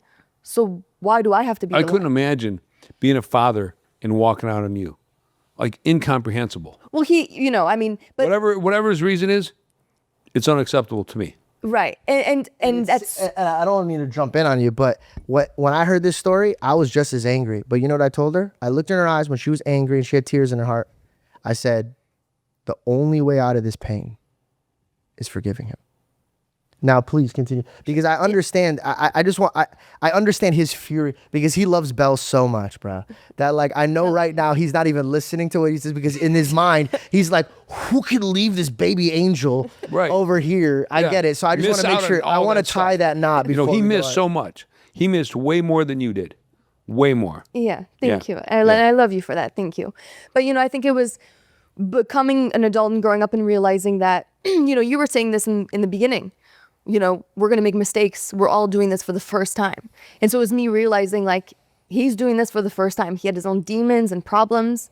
And what's so funny and I think what's so amazing about God is that through hurt, right, is that he's still able to like, he pours so much love into me that even through my own hurt, I started feeling bad for my father, because just what you just said, I'm like, I can only imagine how he feels now of what he had missed out on, what he had maybe lost, you know? So it gave me a new perspective, one that I would have never gained if it wasn't for God giving me the wisdom to be able to see that. And so once I sat back and said, okay, you know what? Like, because mind you, he's not an awful man. He just maybe lacked wisdom in that time in his life. And you know what I mean? Like the hurt in his life blinded him, right? And so when I realized that, wow, I don't forgive this person in my life, maybe that's what's holding me back for having a clear understanding with God. I said, you know what? If God is real, if God loves me, if this is true, then what do I have to lose? I'll bring this to him. So I prayed and I was honest and I said, after all these years, even though I talk to my father now and we have a decent relationship, it still feels fake and I clearly don't have forgiveness. So help me. I want to forgive him and I want you to forgive my father as well. I want him to find a relationship with God. I want us to be better for it. And I surrender everything to you, Lord. And GP, I can only believe in God because I've experienced it firsthand. Like it's like supernatural, you know what I mean? Like the difference that he makes in your life. And it was that night that I walked downstairs afterwards and it was like, I had a whole new understanding on Jesus and that my relationship that I'm meant to have with him and the love that he has for me. And then not even a year later, not even a year later. Don't say sorry. It's okay. My father came to visit. And it was like I was looking at a new man. And that's not my doing. That's great. And thank you for sharing that. Yeah. Yeah, I mean. And I only share that with you because, man, I didn't go through what you went through. You know what I mean? George hasn't gone through what you've gone through. And so it's easier said than done, right? To say, just forgive him. Don't worry about it. But the peace and just the way that your life improves when you're able to forgive somebody that you feel like, why should I have to forgive this person is unmatched, and it will fill parts of your life that you never thought could be filled. And when it's a blood relationship, a father, an aunt, an uncle, I think I'd be more willing to do it. When it's some random ass dude, like if he died tomorrow, I wouldn't give a single Like I could care less. And that's understandable. And nobody's judging you. For that. And if he's in the water drowning and I can toss him a buoy to save him, I'm not doing it. That's just the way I am. And so like to try to offer forgiveness to somebody like that, I don't understand it. I don't know how to wrap my arms around it. It's weird. When Belle first told me about her dad, I looked at her, I said, there will be a Christmas where we're all sitting together and you're looking at your father in a different way. We'll be celebrating Christmas with him. We just had that. When I told her that, it was 5 years ago.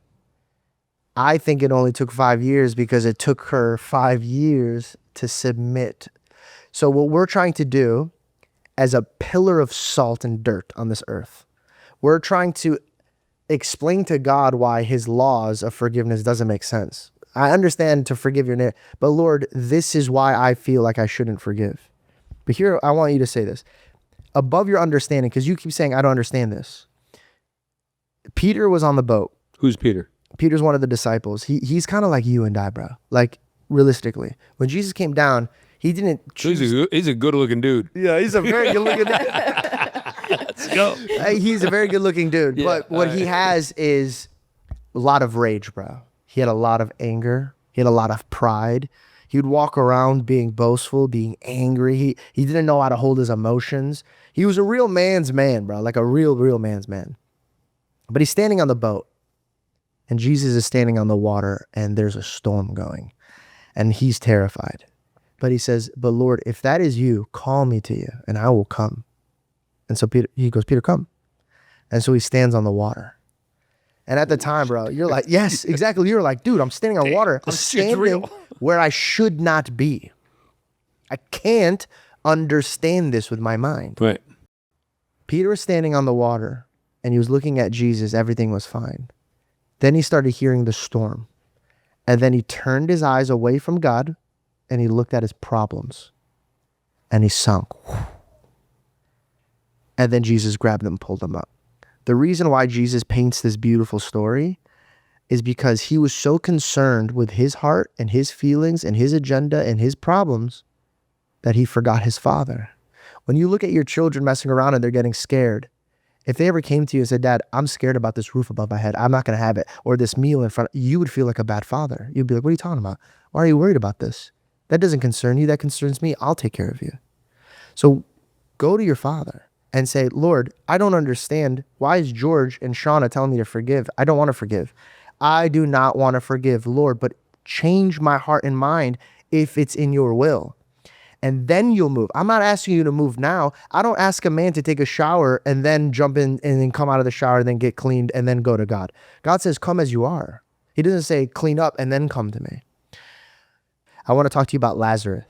Have you heard about Lazarus? I've heard, but I don't know who Lazarus was Jesus's friend, and he passed away. And they ask him, they go, Jesus, he's sick. Will you go save him? And he says, yeah, I'll be right there. And he waits a few days purposefully so they know he's dead. Because in the Jewish heritage, if you die, but if it's 3 days, you could still come back. But after 5, it's like, oh, his soul's gone. So he waits purposefully. came up with that. Jewish people. Yeah. So he goes, I'm going to wait until they're dead. Dead. Okay. Then he shows up, and in the scriptures, very few times that Jesus weeps, but it's that time. And he weeps not because the guy's dead. It's because of their lack of faith in what God could do in a dead situation. So he tells them, move the rock. He's telling the Jews to move the rock. Can I tell you what they're asking? And let's break it down in their culture. To move the rock means that, God forbid, Jesus is wrong. That means that he's going to have a shit afterlife. So now you have to think, okay, do I believe in God enough that I should move this rock? So they're crying while they're moving the rock. And when they move the boulder out of the way, he says, Lazarus, come out. And this man comes out that was dead. The reason I tell you this story is, in your heart of heart, you think the situation is dead and moved on. But I'm telling you, God is going to use this situation in your life to not only bring that to life, but bring you into the light of Jesus. Because, dude, it's above our understanding. For you to ever get to a place where you look at David and don't want to rip his throat. I don't want to rip his throat up. He's irrelevant to me. But to get to a place of forgiveness then. Yeah, see that I'm still like, I mean, he's truly non-existent in my world. I'm in his space at Christmas because I have to be. I don't say anything to him. I don't talk to him. Pass by him coffee. I don't say a word to him. I have no desire. Yeah. And I'm totally fine with it. Some other people might not be, but I don't give a shit. Like, imagine this. Some dude's been having sex with her. Yeah. And then they break up. And then her and the dude get to come back and hang out at your house at Christmas. How does that feel for you? The worst. But forgive. Yeah. I know it sounds crazy, bro. Yeah. I mean, you know, reason, that's, and hold on. Yeah. I don't blame him for Pam because Pam was better looking than his wife. So he upgraded. But participating and trying to remove me from my kids. It's something that's like, yeah, I mean, I went to court and I told the judge, I said, listen, there's 1,000 guys trying to keep me from my kids. You're one guy too short. Nothing's going to keep me from my boys. Not going to happen. Because she was messing with me all the time, trying to keep me from the kids, trying to take me to court for this and that. And, you know, so, and I don't know. I have no desire to forgive him. And I see you as a man that had a father that didn't, and no disrespect to you, didn't give a shit or fight for you. And so when you have your children, you're like, bro, hell could break loose and nothing's going to separate me and my kids. Right. I'm telling you, and I promise you, bro, if you walk with Christ in this situation, there's going to be a time that everybody is going to be at a peace and a level of love that is above your guys' understanding. And by the way, you don't have to jump on it right now. I'm just saying marinate on the thought. Let's move on because I don't want to sit here and pressure you because you could obviously beat me up. And if we get you another refill, that might be the option. No, that's not how I operate. It's it's no. I love having So- deep conversations with you. So where are you at with things in this current moment in life? Like, how do you feel right now when it comes to your life, your work, your just everything you got going on in this moment? So before you go there, I do want to address a couple other things that Pam brought up. She made a comment in your podcast that David paid for everything. Yeah, she made it seem in quote. She said that you said stuff like half of my income's gone now, and that she was really running all the financing, and but you're saying that's not true. No, here's the deal. So he might have paid for everything in her house. She started building the house with him before we were divorced. You saw her notes of their dates and the kiss and all that stuff. That was in 2021. It's on her calendar. He didn't pay for shit on my end. And then as far as when I was rehabbing houses, I bought my first house when I was 19. I sold that one, made 15 grand on it, which wasn't much, but back then it was. Bought another one, fixed that one up, turned around, sold that one, bought the house in Bradley Road. I was working all the time. I mean, I was doing odd jobs for people to get cash. I'd buy cars, fix them up, turn around, sell them, get cash. So all the property that we bought was with money from me. It wasn't her money. And we kind of kept things separate because she had a car she wanted to buy. She wanted to spend more than I did. I wanted to save and build. And even when we got divorced, I had 6 single family rentals, which in Cleveland at the time, they were all nice high-end homes. $1,000 a month rent was kind of the high end at the time. And that's what my properties were pulling. When we got divorced, I said, hey, let's put these properties in a trust for the kids. So when they go to college, we can either sell one off and pay for college or refinance them. She's like, no, I'm not doing that. I'm in charge. I'm running. You're not telling me what to do anymore. And I'm like, these are for the kids. These aren't for me. She wanted nothing to do with it. So we had to sell some of the properties and I basically gave her half of the asset of the property, but I was the one who did all the work. I did the down payment. I put the money into fixing it up. So, and then when the comment of me losing her income, I was paying her like $950 a month child support when we got divorced, but she wasn't working. She chose not to work. And I'm like, this is crazy. I'm paying her more. I'm giving her $950 a month, and I have the debt of the house. I have the other stuff. It's backwards. So I took her back to court because she had the ability to work. She just chose not to work. So the court's like, okay, no child support. You're choosing not to work. You could. So they canceled it. I no longer had to pay. So I just want to be clear that if you knew me and the way I was working, I mean, I was literally rehabbing a house. I was stripping wallpaper off of a house I was rehabbing, and I fell asleep on a ladder because I was working. I mean, here's how my day would go. 7 a.m., I'd go to the house I was rehabbing. I'd wear shitty clothes, and I'd take nice clothes with me. So at 10 a.m., I'd take a shower, do the real estate thing until 4 or 5, go work on the house for a couple hours, take a shower, come home, be with the kids, put them in bed, and go to sleep. That was my routine. I was working nonstop. So I just, the fact that she made it sound like she was paying for all this didn't happen. The fact that she's saying David was paying for shit didn't happen. And I was there. My boys were my priority. Can I ask you how you guys met? Like, what was it like when you met Pam?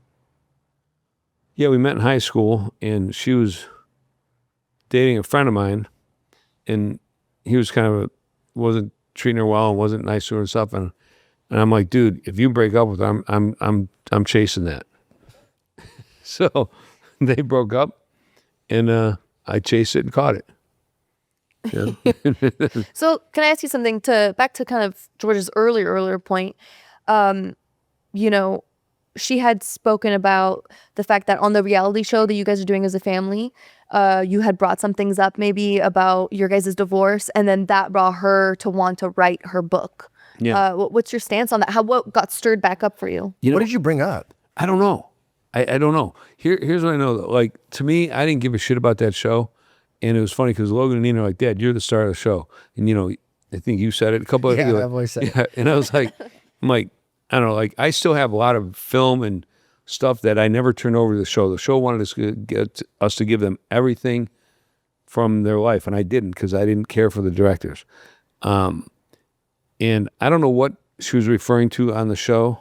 I do know that she wanted more airtime and wanted to have more presence. She was at one point, she was complaining. She's like, hardly anybody even knows I'm married. You know, David's not even mentioned. I'm like, well, David walks in the room, nobody notices him. He leaves the room, nobody notices. So it's I mean, it's just the way it is, you know? Yeah. So yeah, I don't know what she was referring to, but What was it like watching your kids before they became famous creating videos? Did you think that was going to go somewhere? Or were you worried that was going to distract them from real life?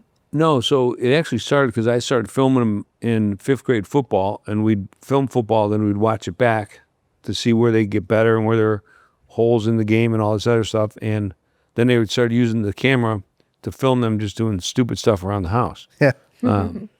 And they started doing videos on YouTube. They called it Zoosh.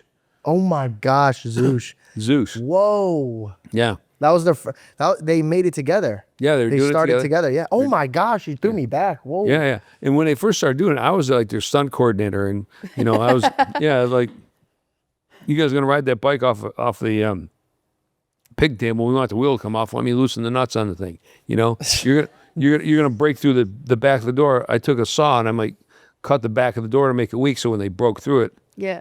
it actually broke. You know? That's awesome. Yeah. Was there ever a video that pissed you off? Like, didn't they break a door or something? You're like, what the frick? No. Oh no. The Vine, the Christmas No, one? that was in Calabasas when Logan took a potato gun and shot it through a window at Jake's house. Yeah, I was talking about that one. But man, you've had a lot of door incidents, bro. Like, bro, you were pissed when that happened. Oh, dude, that potato gun is deadly. It could have killed somebody. They had no idea who was on the inside. Oh, wow. And Dude, he was pissed. Well, when that- we got to run a clip of him just his face when he was like, "Hey, who did that?" yeah, I was like, what the? I mean, there was glass all over on the inside of the house, and that potato hit the wall, and it was, I think, 2 layers of 3/4-inch drywall, and it blew a hole into the drywall. Through the glass. Through the glass into the drywall and put a big divot in. If that would have hit somebody, it would have killed them for sure. Yeah. If it would have hit you in the chest, you'd be in the hospital. And, you know, they just were doing stupid shit. So I freaking lit up, man. I mean, it was seriously dangerous. When did you think that, like, oh man, there might be a wave to what they got going on? What age was it? Before they came to LA? No. Yeah. So they were in, walking through the local mall in town, and kids were recognizing Logan and Jake. They're like, oh, we see your videos, blah, blah, blah. And then when Logan went into 9th grade as a freshman, he decided it wouldn't be cool that if freshmen or older girls saw the videos. So he deleted a bunch of videos and didn't tell Jake. And Jake was like, where'd the videos go? And Logan's like, I deleted them. Jake's like, why? He's like, because I didn't think girls would think it was cool. And then Logan's like, some 10th grade girl was like, hey, were you that Zeus guy? Like, oh, we watch your stuff all the time. Logan was like, oh, cool. Okay, shit. So we're going to start doing it again. And then Vine came out, and Jake was like, you do anything with Vine? And Logan's like, yeah, I saw it. And Jake's like, well, I have 500 followers. And Logan's like, what? And he's like, yeah, I got 500 followers. So then Logan got on it and they tried to beat Jake. And Dude, their success came from just brotherly competition. totally. It was insane to see, bro. Bro, like watching them go back and forth at the time, I was like, I praise God for not having a brother, bro. Like, this is the worst. Like, they made, like, what they said to each other, I don't think I've ever said to an enemy before. Like, they would come at each other so hard. But then, if you step back and you look at it, you're like, oh, this was the driving vehicle for their success. Like, they just competed with each other so much. And then they literally had nobody else to compete with. So they were like, all right, we'll get back to competing with each other. And they literally started competing with each other. There's no one again. like a sibling that can get under your skin, you know? It's Oh. like fighting with your sibling is like nothing else. No, and they would go hard at each other. And, you know, and then when Logan had the whole Alyssa thing, that was super hard. That was that. I still think that there's remnants of that. That was. What do you think of like the people that hang around with your kids? Are you still like, I know back in the day you weren't too fond of it. Yeah. Is it better now that you like their crew now? You know, they're getting better. They're seeing more. They're learning more. Like with that, with Logan, with that, Jake the Snake with the Crypto Zoo thing. Oh, that guy? Yeah, I met that guy, and Kelly was with me, and I talked to him for like 40 minutes. And I'm like, my spidey senses were tingling from the time I saw him, and I was just like, danger, danger, danger, like get away from the guy. Bad news, bad news. And the more he talked, you know, he thought he was being cool. Like all these con men, they think they got you figured out. And I was just like, I told Logan, I said, dude, do not do anything with that guy. I said, he's bad news. And Logan's like, Dad, you don't like anybody in LA. I said, well, you're probably right about that. I said, but there's different levels. I said, he's an 11. 1 to 10, he's an 11. And Kelly's like, Logan, you don't really know me very well, but I got a bad vibe too. And I go, don't do a thing with him. But, you know, he did, and he got screwed. Bad. You know, so, you know. So what happened to that guy? Did they catch him or what's going on? I don't know. You know, I know that, you know, Logan was like, oh, he's going to pay people back. Even though he didn't have anything to do with all the wrongdoing, he's like, I'll give money back. I'm like, Logan, these people invested, just like crypto and other stuff. They lose money. That's the risk they took. And he felt better paying him back. And even after he paid him back, he still got, you know, beat up and smashed and people talking shit. He ended up paying them back? No, he voluntarily paid some of the people back. Then the last I heard, it went to court and it favored Logan. And then afterwards, some of the other people were like, well, hey, you know, we want to do the exchange, because he gave everybody a certain amount of time to do an exchange. And in that, they had to give back what they bought, and then they couldn't file suit or whatever. So those people that took advantage of it did okay. The other people didn't, they lost. And Logan's like, no, you had a chance, screw it. The courts favored Logan, and there was more to it, but I can't say any more on it. Yeah, okay, that makes sense. Yeah, people would always ask me that. They'd be like, is it true? I said, listen, man, like the one thing Logan was money hungry. Like, no, he works hard for his money, but he was always the one that kind of inspired me that money will come. And yeah, like, he's not a thief. Like, he has so much. He doesn't need to steal from people. You know what happened is he was trusting the wrong people. You know, when you got somebody you're trusting whose life is falling apart and they don't tell you, it's kind of a bad thing. And he was trusting somebody who was having their own personal struggles with their own family. And when that's happening, what you really should do is be like, hey, man, my life's falling apart for these different reasons.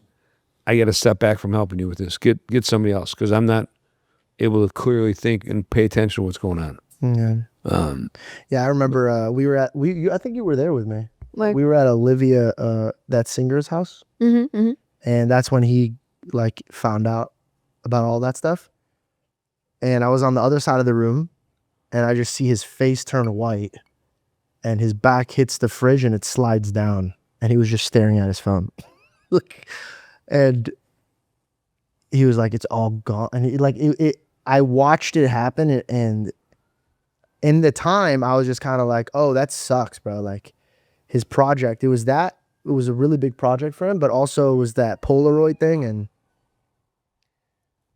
But none of us saw that people were going to think that he pulled the rug from him, because I wasn't into crypto stuff, so I didn't know that was a common thing. Yeah. And so when the storm came after him, it was just like, oh, that was a brutal storm, bro. I feel that was tough. That was tough to watch him go through. Yeah. But you know, the other thing that was tough to watch is when you were on Logan's podcast, the way you got bullied by Mike all the time. Okay, I freaking hated it. And you know, like Logan bullied me more. Well, Michael was just like whatever Logan was doing. Well, Logan allowed it to happen, but what was that dude that grabbed your crotch? What was his name? Oh, Bobby Lee. Yeah, you eventually had him on your podcast. Yeah, we're boys now. Yeah, I was watching it. I was like, that dude's just a weirdo, man. Like, you know, for real. And I was pissed at Hey, Logan. you know what? I never said this out loud. I really do appreciate you guys, because like, everybody might see when me and Logan like kind of fell apart that my career was gone. But what hurt me the most was my friend was gone. Like, I was 21 when he put me on, and that was my mentor. Yeah. He taught me everything. And so when we fell apart, I really felt like, I mean, Bell's the only one who really knows how bad that hurt me. But I felt like I lost my brother. Like, we did everything together. We did everything together. And I think Logan was in a place in his life where everybody was using him. And that was my biggest fear, is that I didn't want him to think that I was ever using him, because I was always so grateful for everything. And when we distanced each other and I was framed as the guy that was like the piece of shit that took advantage of him, it was like my worst nightmare. And I was like, bro, this is so unfair. Like, that's not my character. He knows that. He knows that more than anybody. But what really made me sane, bro, was that you and Jake stood up for me. And that, to me, I'll never forget that, bro. That made me feel like I could keep going. And to be honest, that meant way more than I could ever put into words, bro. Well, you know, you're worthy of it, man. I mean, you're a good dude. You work hard. You're showing up, and you know, you had your Christian beliefs when everybody's pushing back, and people were resonating with it. People wanted more George, and Mike was intimidated by that, and Logan was passive about it. And I was like, I'd be like, dude, you gotta stand up for Georgie more, man. Like, people like what he's saying. Embrace it. Let it go. You know. I think when I left, I used to always be like, yeah, like Logan one day will know. But I think in reality, bro, like I grew up a lot since I was on Impulsive. And the one thing that I didn't do was express myself. Like when it came to our friendship, like I would eat it, and then explode. And I think that was such a terrible way of dealing with it, because he's analytical. He's not more emotional. So like when he's seeing things that are happening, he doesn't know how to compute it. But if I would have sat down with him and be like, hey, dude, this hurts my feelings. Please don't do this. I think he would have heard me out.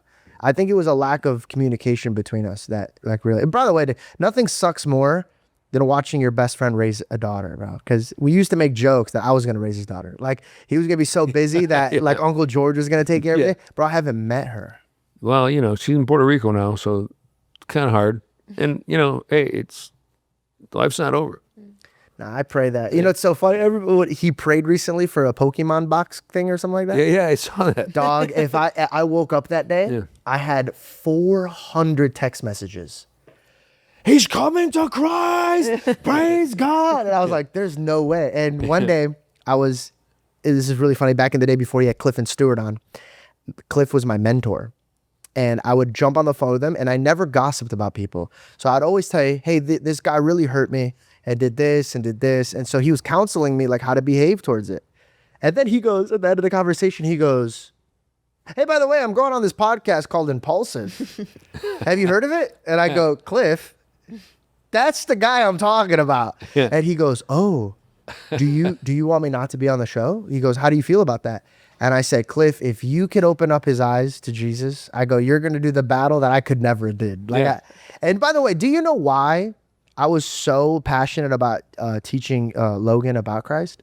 Is because we were boxing one day, not each other, but we were boxing a bag in his gym outside. And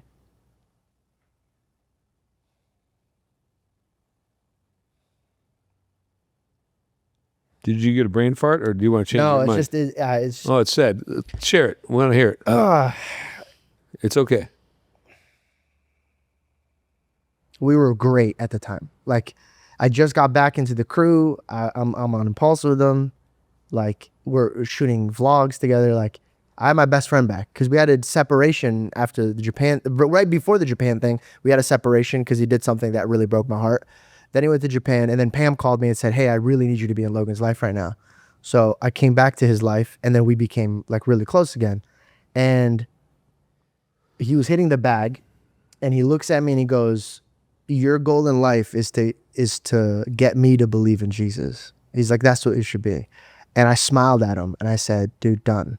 And I went home to my mom, and I said, Mom, God blessed me with Logan. Like everything on this earth that I get to pay cash with, and like people recognizing me on the street and me able to like know how to work a camera is because of this man. Like God blessed me with him. I go, I pray that I do. And that if I have to lose everything in the process that he gave me, let it all be removed and let him find Jesus. And it was then when me and him started stopping to be friends. And then and I was watching him starting to despise me. But I knew in the back of my mind, I just prayed that if God wants to remove him from me for him to see Jesus, then let it be.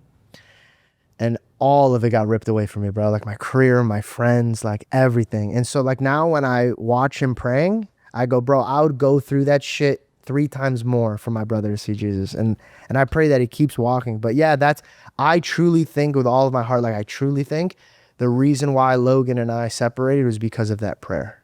It was hopefully crazy. You guys mean so much more than you guys probably think you guys do to me. Like, there, you know, everybody online thinks there's this narrative. They're like, oh, George doesn't appreciate, dog, you know me more than anybody. Like, yeah. You know how much I appreciate you guys. All the time. You've always said that. You've always said, you know, if it weren't for Logan, constantly. And very few people actually do that with Logan or Jake. And it's like, and then they get a big head, they go off on their own, and they fail. And with you, I mean, when you're doing your thing, I'm like, you're going to make it, dude. You got your own following, you're speaking your thing. And Logan said that to me, bro. Yeah. When we were in an argument, and they were put in a position, they're like, oh, he wouldn't make it without Logan. Logan stood up for me. He goes, no, George would make it. So like, Logan's always believed in me, bro. He was the one that made me do stand up and do all these things. Like, again, I don't have to hammer into this, but I definitely do appreciate it. And I don't know, man. It's just so, to me, it doesn't feel real still. It's been years and it still doesn't feel real. And I still feel like that you two are going to reconnect and it'll be great. I still think it's going to happen. We've tried, and he thinks I'm a liar. Like, he thinks that I don't live in reality. Like, I sat with him once and I tried to have a conversation with him, and he thinks I'm a liar. And to be honest, GP, I think the reason why he thinks I'm a liar is my fault. That's why, like, it wrecks me, because I would claim this Christianity, but he knows me. He would see me fall apart behind scenes. He would see the way I would deal with things. So in his mind, he doesn't believe in what he's actually saying. And so, like, from his logical standpoint, I wasn't a good shining image of what Jesus is. So when he's seeing me, he could call me a liar, a hypocrite, and I understand it. But it just sucks because I'm not. I'm trying my best. I fail. Yeah, we're all going to fail and make mistakes. I mean, it's part of life. It's just the way it is. And, you know, how is he doing? Like, mentally, how is he doing? You know, I think okay. I mean, you know, he's happy with Nina. He's happy. He loves Esme. I mean, you know, it's like he gets around her and he's just like jumped right in with changing a diaper, taking care of her, getting up at night, doing the whole thing, like playing the dad role. He's doing a great job. And how is it being a grandfather and seeing your son become a father? Well, dude, that's crazy. I know, it's kind of funny. And I love seeing how he lights up when he's with her. Like, oh, Esme, you know, but at first, you know, he was a little bit too much phone time. I told him, I said, Logan, bro, you need to put your freaking phone down. Like, put your freaking phone down, pay attention to her. When she comes out, like, he's like, Dad, I'm working. I'm like, no, you got the rest of your life to work. You're making a shit ton of money. You don't get these hours back. I said, listen, I went through it. I gave up a lot. I could have made a lot more money. I could have got a lot more tail, but I chose to make them the priority over the other things. And I wouldn't change a thing. And I'm like, put your friggin' phone down, because she sees what you're doing. And then when I'm with her, my phone's upside down. I don't touch it. Like, nothing. People are like, oh, you don't have any pictures with Esme. I'm like, I got pictures in my head. I'm not posting pictures of her because, God forbid, something ever happens to her. I want to be able to know in my conscience, I never posted a picture of her. I never will. Yeah. Ever. Because she's too precious to be shared with the public, in my opinion. You know, my dad goes smart. You know, my dad, so look at, dude, you know, Logan kind of like hammered me a little hard publicly. And yeah, our fallout was pretty tough. Like, yeah, a lot of people be like, you must hate Logan. I was like, no, I have no hate for him at all. Like, I feel really blessed. My dad, very opposite. My dad's like, hey, I just wished them a Merry Christmas. And then he'll be like, oh, you know, he's like texting him and calling him. And then one day I was just like really irritated because I was like, all right, Dad, like, because he just got married and I wasn't there.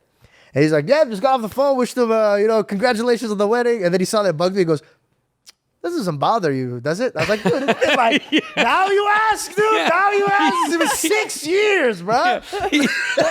he always asks afterwards. Yeah. You know what I love and respect? Dad, and I'll say this. I love and I respect you. I love and respect you so much, and you're such a great example. My father will never, ever, ever sit down and preach me the gospel, but my father is a man of God. He saw how Logan treated me, and he still looked at me. He says, "That's your brother. Never stop praying for him. Never stop loving him." And I said, "Okay." And my dad, you showed me how to like love my best friends and my enemies, and you're a great example of a father, dude. For real. I love you. That's great. Yeah. I mean, and their marriage lasted, so then yours will. Oh, it's because you don't get to leave in the Middle East. She thought about it once. Oh, don't you ever? What? Yeah. Georgie, get the branch. Get the branch, Georgie. The thick one, Georgie. It's so funny. Well, and speaking of marriage, Jake is gonna get married. How's that? How do you like his girl? Well, she's great. I mean, Olympian and Right. They're going to have freakish children, bro. They're going to have like athletic babies coming out, bro. yeah, and Esme, I mean, her legs are like this long. She's 18 months, I think. She is beautiful, bro. Yeah. Oh And, my God, she's beautiful. And then Yuta and Jake baby. Are they? Well, they're engaged. There's no baby. I'd say when one comes. Right. Okay. No, Georgie, I don't know anything. I clip it. What? Look, here's what'll happen. The internet will find out before me. I mean, yeah, it's the way it works. People are like, "Oh, is this happening?" I'm like, "I don't know. Chicken. I haven't heard anything." They're like, "Well, it's all over the internet." And I'm like, "Okay, well, if it kind of figures, I'm the last one to find out." I'll text them, "Hey guys, is this true?" And they're like, "No." And I'm like, "Okay, cool. Is this true?" "Yeah." "Well, were you gonna tell me?" They're like, "Oh, we thought we did." You know. You worked in the ranch for so long. What happened with that? It's still there. I got a ranch hand over there now. And now you're working at Jake's. Can we talk about that? Homie bought a whole state. Yeah, pretty How much. big is that thing? 5,700 acres. He's got 3.5 miles of road frontage on one of the roads, and from corner to corner, I think it's another 3.5 miles. It's I was That's watching insane. his vlog, and he said that his dirt was like high quality. What does that even mean? well. Is that a thing? You sell dirt? Did he do what RFK wanted to do with the dirt? Because our soil. No, his soil was like is untouched, right? Yeah. So what happened is he had a racetrack built there for razors and dirt bikes and stuff. And when you dig down a couple feet, you get into this red dirt. And this red dirt is supposed to be really good for tracks. It compacts well. It doesn't create a lot of dust and helps keep the shape. Oh, okay. So Oh, we were really off. Yeah. And I was like, is that good soil that America's missing? yeah. So, but they also have good topsoil for planting trees and gardens and stuff. I mean, it's That's amazing. it's a super fertile piece of property. So which one do you like more? Oh, Dude, that- Georgia for sure. Yeah. Yeah, because the ranch. I mean, it was an 80-acre parcel in the middle of nowhere. You were there. Yeah. It was And- fun. Everything's an hour and a half away. Mm. So just to get from the ranch gate to the highway is a 20-minute drive down the Bobblehead Road. Yeah. Where Jake is, it's his driveway to the highway is a 3-mile blacktop road. So you just drive down, take a right or left, and you're in town 15 minutes later. Oh, really? Wow. Yeah. That's so nice. it's nice. And it's an amazing piece of property. So you have a lake too. Yeah, Yeah, you have a lake? There's a lake on it, and we're right on Lake Bro, you Summit. built a lake. We did build a lake. I'll never forget this, dude. This dude goes, "You see that spot right there?" And I go, "Yeah." He goes, "I'm putting a lake there." I go, "GP, I don't think that's how it works, man. Like, it's either lakes there or not." He goes, "You'll see." And then one day I came, it's like a tiny little pool. He goes, "Still working on it." We swam in it. And then It we was came nice. back Yeah, again. it It was was nice, bigger. wasn't it? Yeah, it was It a was big really one. You built a lake. I was very impressed. So this My dad asked, "How did you get the water?" You don't have a microphone, so I have to repeat. So to find water in California is crazy. So I'm cruising around on the side of the mountain on our property, and I see an area that's extremely green. So I started foraging around in it, and it's kind of wet. So I'm like, all right, there's water here somewhere. There's a ground spring from somewhere. So I took 30 sandbags, and I stacked them up, and I built a wall. And I came back 2 days later, and there was about 10 inches of water in this circle of the sandbags. Wow. So I was like, all right, cool, there's water coming here. So I bought 500 feet of black landscaping hose for like sprinklers, and I rolled it down to where the pond was. I stuck the hose into the sandbags at the bottom of the sandbags, packed clay around it to make it watertight, and put a screen over the mouth of it, and it ran a trickle about, like if you turned on your water hose at about half pressure, that's how much water was going down the mountain into the pond. So it started out as a little trickle, Wow. and it eventually filled the lake to 22 feet deep. Dude, If that's there so was awesome. like a Civil War, a World War III, and then there's just some people that made it, that's GP, bro. Yeah. Oh yeah. It's like, don't go over there, they nuked it, but over here, the winds there's some water over here. There's some water over here, dude. Do you know, till this day, I bite into honeycombs and I think about you? Oh really? Because, dude, we're in the ranch, and he looks at the tree, goes, Georgie, honeycomb. Let's get some honey. And I was like, bro, there's some bees all around it, bro. I'm like a wuss. I'm like, let's just go to the farmer's market. You know, like they'll just give us the same amount, but we don't have to fight bees for it. But dude, that was fun. And then biting into like it right after you rip it down, crazy, dude. That was right? crazy. Yeah, it's good honey. It was great honey. Yeah. At home, I think you were making those little jars with the cute little wooden spoon. Yeah. I think I still have that. You do? Yeah. All right, so I'm down to Did you my eat a snake? That same day you ate a snake. Yeah, if we kill it, we eat it. You eat the snakes? Oh yeah. I'm pretty 100%. sure you're not allowed to eat a snake, dude. Who says so? God. He says not to eat No, a snake. but I'm just saying, like, 'Cause I mean, pretty sure, man. That's you're his friend. Have you ever seen him eat a snake, dude? Eat a snake. Snakes are arty. I love rattlesnake. You eat them too? Oh, you betcha.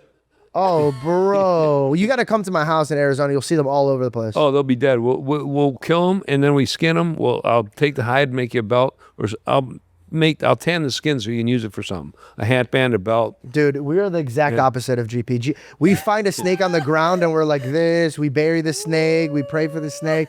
He was like, skin them, wear them. Dinner.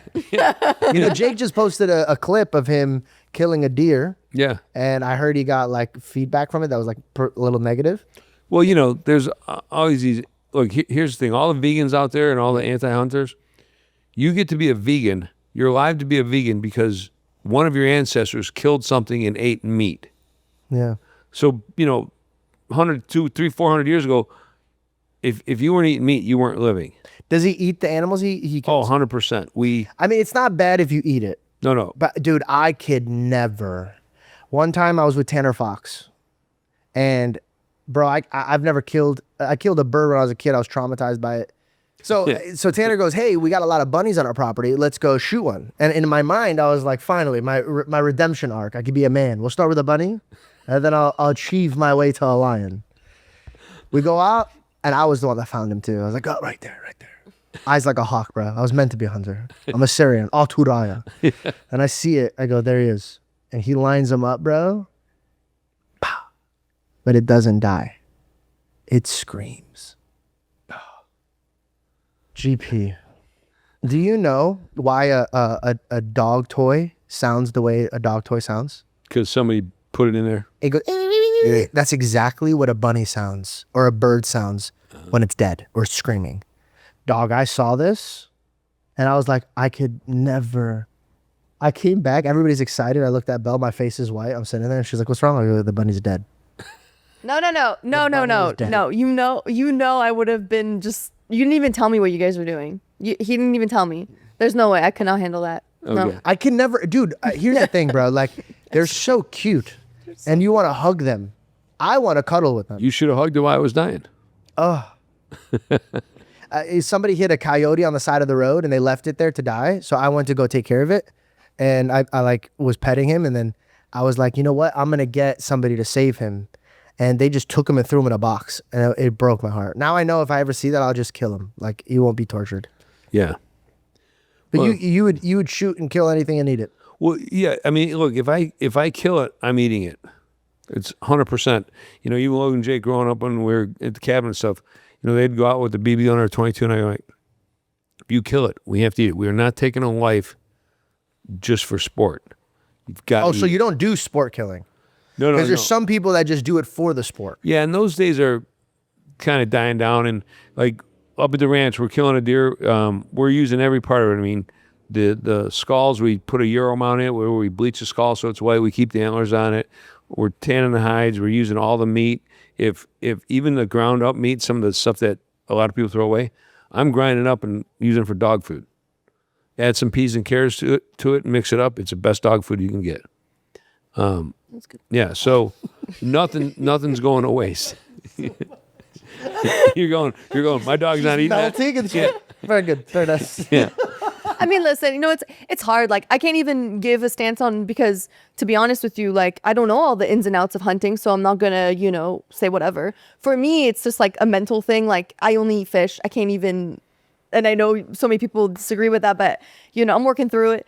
I know God is easy. They forget. I know God made, he made animals so that, we could be like, we could eat them and things like that and stuff. So, I mean, listen, if you're going to eat meat, it's perhaps better that the animal, had a life and that was able to run wild and have a beautiful life, and then it died quick and peacefully, and you know what I mean? Rather than on a crammed farm and stuff. So, it's...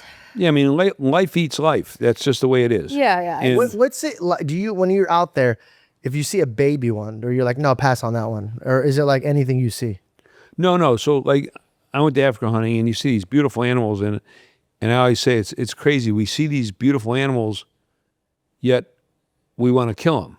And I'd ask other hunters, why is it? What is it about it? And they're just like, it's who we are. It's what we're ingrained in it with. And I say, well, why is it whenever we see a beautiful woman, we don't ever want to kill until after we start dating them?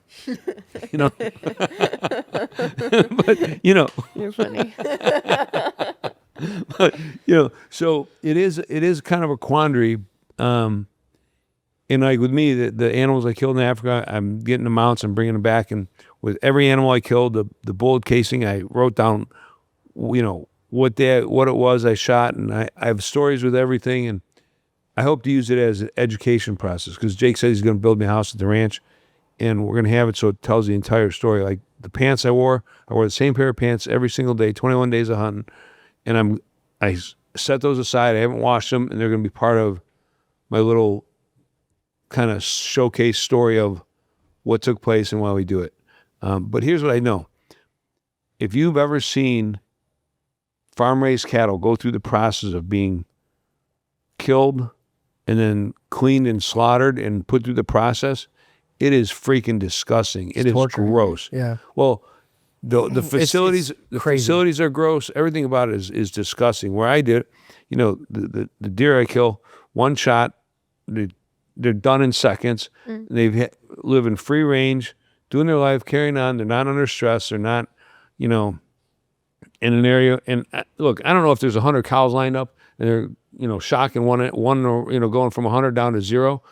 Did the other ones before? No. They're like, oh shit, that's my buddy. I just saw him get zapped. I saw the other ones get zapped, and they start stressing. I don't think so. Yeah, you're eating that stress and death. Right. I don't know, but I know this: the animals I kill, they're free grazing, hanging out, and then boom, and 11 seconds later, 3 seconds later, they're done. Yeah. And I clean them. The meat's very clean. It's kept cool. It's in a nice environment. The knife is clean. There's no waste on it, no feces, no urine. So it's just much healthier meat, in my opinion. Is an Indian word for bad hunter. Yeah, vegetarian. That's me. Right. Listen, in the 10th grade, I saw a video of how chickens are treated and cows and things like that. And I went home to my mom and I said, I can't do it anymore. I'm such a mental I think about things so, you know what I mean? I just can't, even to this day. No, I get it. I mean, I won't buy store-bought meat. Mm-hmm. I just, even going out to dinner, it's like, I generally stay away from steaks. I go with fish because fish usually more fresh caught, and but each to their own, Yeah, totally. You still working out? Yeah, jacked. I mean, not as much as all the traveling I've been doing. It's hard to stay in a routine. Yeah. But I'm trying to get back into it. I know you got a flight to catch, so I want to. Yeah, what time is it anyway? 2:05. Oh, we're good. We're still good on time. But before we land this plane, what are you excited about for the future? Esme is one. Logan's working on some really cool projects. Jake's got some stuff going on. Jake's in the process of doing some restructuring that is going to, I think, really skyrocket his enterprises and what he's doing. Is he still gonna box, or is he kind of retiring? I think he's still gonna box. I mean, his jaw, after he got it broke, it had some infection which slowed the healing. Dude, I cannot believe he got his jaw broke like that and he's still smiling. I know. He has a heart of a warrior, bro. Like, yeah, dude. That's crazy. Like, just seeing that, it was brutal. I was gonna say, what is that like for you? Well, you know, it's a fight game and it sucks. And I prefer to see what I saw versus him getting flatlined, knocked out, laying there unconscious, Right. not aware. I mean, you know, he got hit and he's smiling. He's like, oh, wow, or whatever he said, or whatever, you know. And he got up and he was still carrying on. I'm glad that the fight got stopped when it did, because if Anthony would have punched him one more time, Jake would have had to be out of he couldn't have fought again ever, because it would have collapsed his jaw. I mean, he got broken 2 places with one punch. It was brutal. Do you think Anthony was holding back until that round, or do you think he was actually trying? No, I think he was trying. I mean, you know, he's a fighter. He's a warrior. He also knows that Jake has one punch knockout power. So he respected Jake enough to be careful, because Jake could have knocked him out. I mean, he's got that power. But, you know, Anthony's just a more experienced fighter and much heavier. I was never a supporter of the fight because of the weight difference.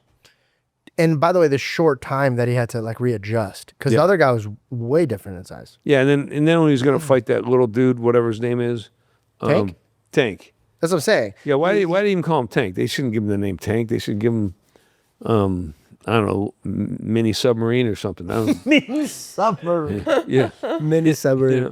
All right, so because when I saw that, like the X-ray of it, all I kept thinking was like, and this might be mean, and I don't want to put this out there, but if I was fighting Jake, that's his button from now on. Like, I'm gonna reach for that same jaw because it's gonna be way easier to push in now. 100%. Every fighter does that. If you're a fighter and you're not capitalizing on the other fighter's potential weak spot, then you're doing it wrong. Right. I mean, if I know that, you know, you got a bad shoulder, I'm gonna beat on your shoulder as much as I can. Dude, it's quite incredible what he's did with the space. Like, dude, he changed the space like completely. He changed the game. I mean, he's done more for women's boxing than anybody has done since the beginning of women's boxing. Yeah. They have another fight lined up for Netflix, right? Yeah, there's something coming up, I think, this weekend with Ronda Rousey, and I think that's through his? Yeah, Ronda Rousey's in there, and I think Francis Ngannou's fighting. Yeah.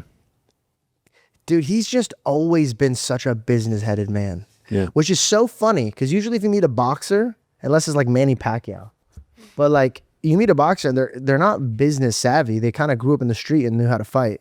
Yeah. And he worked backwards. He was like a businessman that became a fighter. Yeah, and that's why he did MVP, because trying to deal with these boxers, all these managers get in the way. They're like, oh, you want to fight? You want to fight? Well, you can be the A side, but I want 2% of your 10%. And, you know, the managers get in the way of good fights because of their egos, because they all want to, instead of thinking about the big picture and just saying, hey, let's just put together fights and make things happen and fill seats, they're in the background arguing.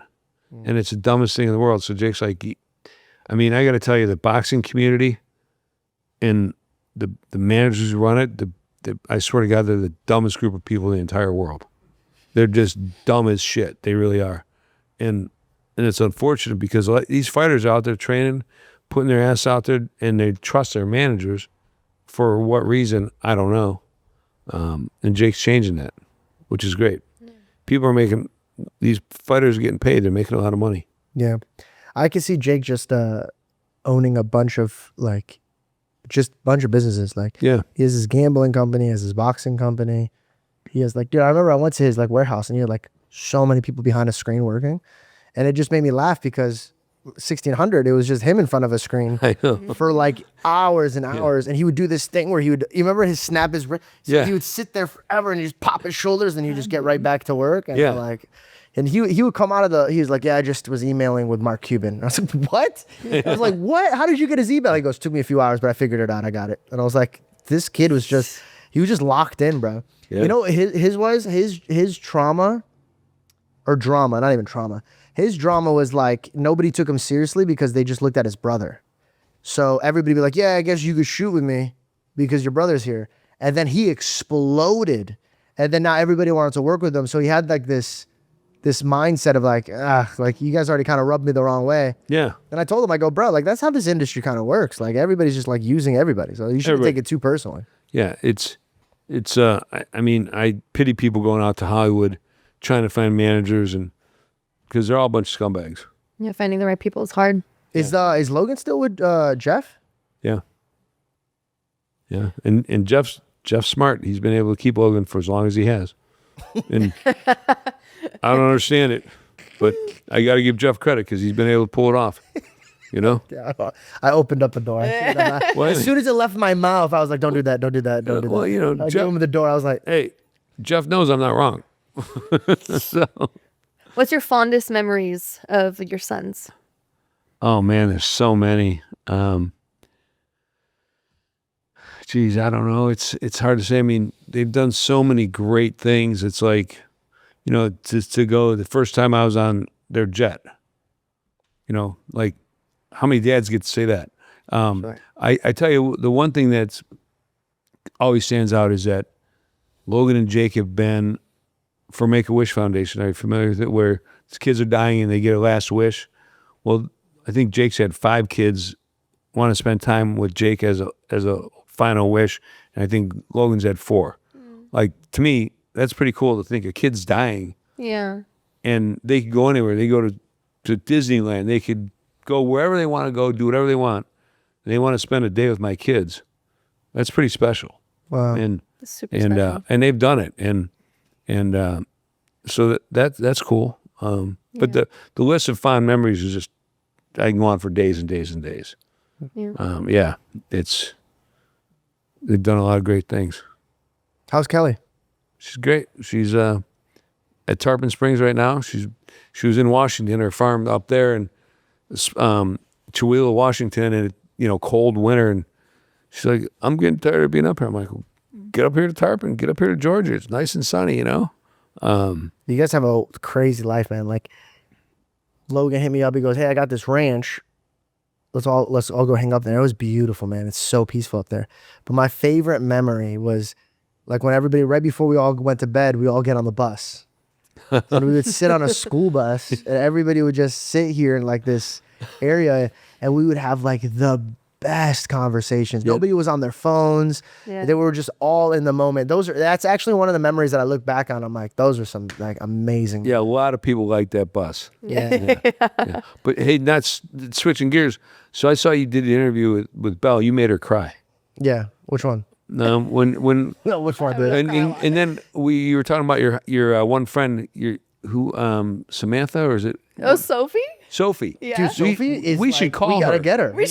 Let's call her right now. Dude, could you call her? Come the on, phone? let's call You her right want me now. to call I her? want you to call her right now. Okay. Because I saw the passion you had for her and the love, and I felt like you haven't talked to her for a while, and I don't know why. So now's the reason. Okay. Let's do it. Yeah. So funny. I will. Listen, Dude, so many people came up to me on the street like, hey, I watched that episode. Did Sophie call her? And I was like, dude, No. I don't know. Like, I should probably ask her name is still my best friend with this. Good. Let's I'm calling You her. should FaceTime her so she can see you were on the podcast. Okay. Let's go, Sophie. Come on. Sophie. Yeah, I still have her location. Oh, really? Oh yeah. So where is she right now? She's in Canada. Okay. I thought you were about to give her a real location. I was like, No, yeah, but she lives in Canada. I don't know what she's doing. Come on, Sophie. 3, 2, 1, connect. Oh, Sophie, you're letting us down. Yeah, she's gonna pick up. She'll text me after. We never had a falling out or anything, It's just like She doesn't answer you well. Yeah, just yeah. no answer.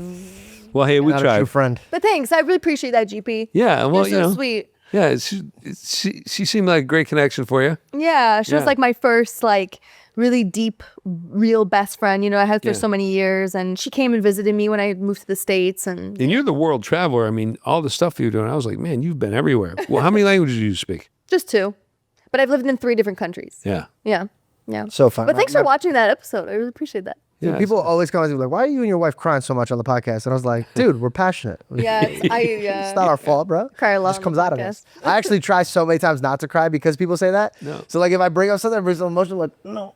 Yeah. No, but I like that you were able to get vulnerable with that and share that. You know, Thank you. That's Thank you. good. I appreciate that. When are you gonna come back so we can hang out and get some dinners?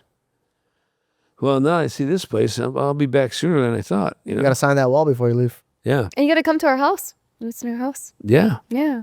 I mean, I'm getting on a plane soon, but next time I'll Next give you time, some yeah. notice. Well, GP, dude, it was such a pleasure and a privilege to have you on, dude. Yeah, and you know, I hope, like, I didn't want to make this. I hope it doesn't come across like I'm trying to bash Pam. The only reason is like, she brought it up trying to sell the book. I get it, but there's some things, like, as a man, I'm just not cool with. You know, Yeah. and I constantly put my boys first. I lost a few relationships because of it. Women be like, "Oh, I love that," and one gal was like, "Oh, I'm in love with you." I'm like, "Okay, well now?" Because I'm not feeling the same way. She's like, "Well, what are we doing?" I'm like, "I don't know. I guess we friends with benefits or we break up." So we end up terminating. Next gal I date, I'm like, "Hey," she's like, "I love that you're showing your kids." I said, "Yeah, I heard this before, and when they found out I did it, it didn't work." She fell in love with me, and I was like, "I'm not in a place where I can give that back to you," and you know, and I don't regret any of it. I lived for my boys, and it paid off Well, they're blessed. big time. They're blessed to have a father like you. Care about them. My throat. Why don't you get that demon out of your throat before you talk about blessing? What am Huh? I gonna do? Well, dude, I love you so much. Yeah, I love you too, man. And thanks for coming on. And also, bro, like, I want to say this, like, I love you. I love Pam. I love Jake. I love Logan. I don't want my podcast to ever be something that, like, made you guys fight or fuel into, like, fighting. I just want to make sure that I Too give late. everybody the I just want to give everybody the respect to talk. yeah, Yeah. And, yeah, I love you, man. Yeah, I Thank love you you so much too. for being here, bro. yeah, and I love seeing the success you're having with the podcast. It's like some of the guests you've been on, you kicking ass. Thank you, bro. It's awesome. And next week we're having Logan on, so that's gonna be kind of crazy. Oh, really? Oh. You're breaking barriers everywhere.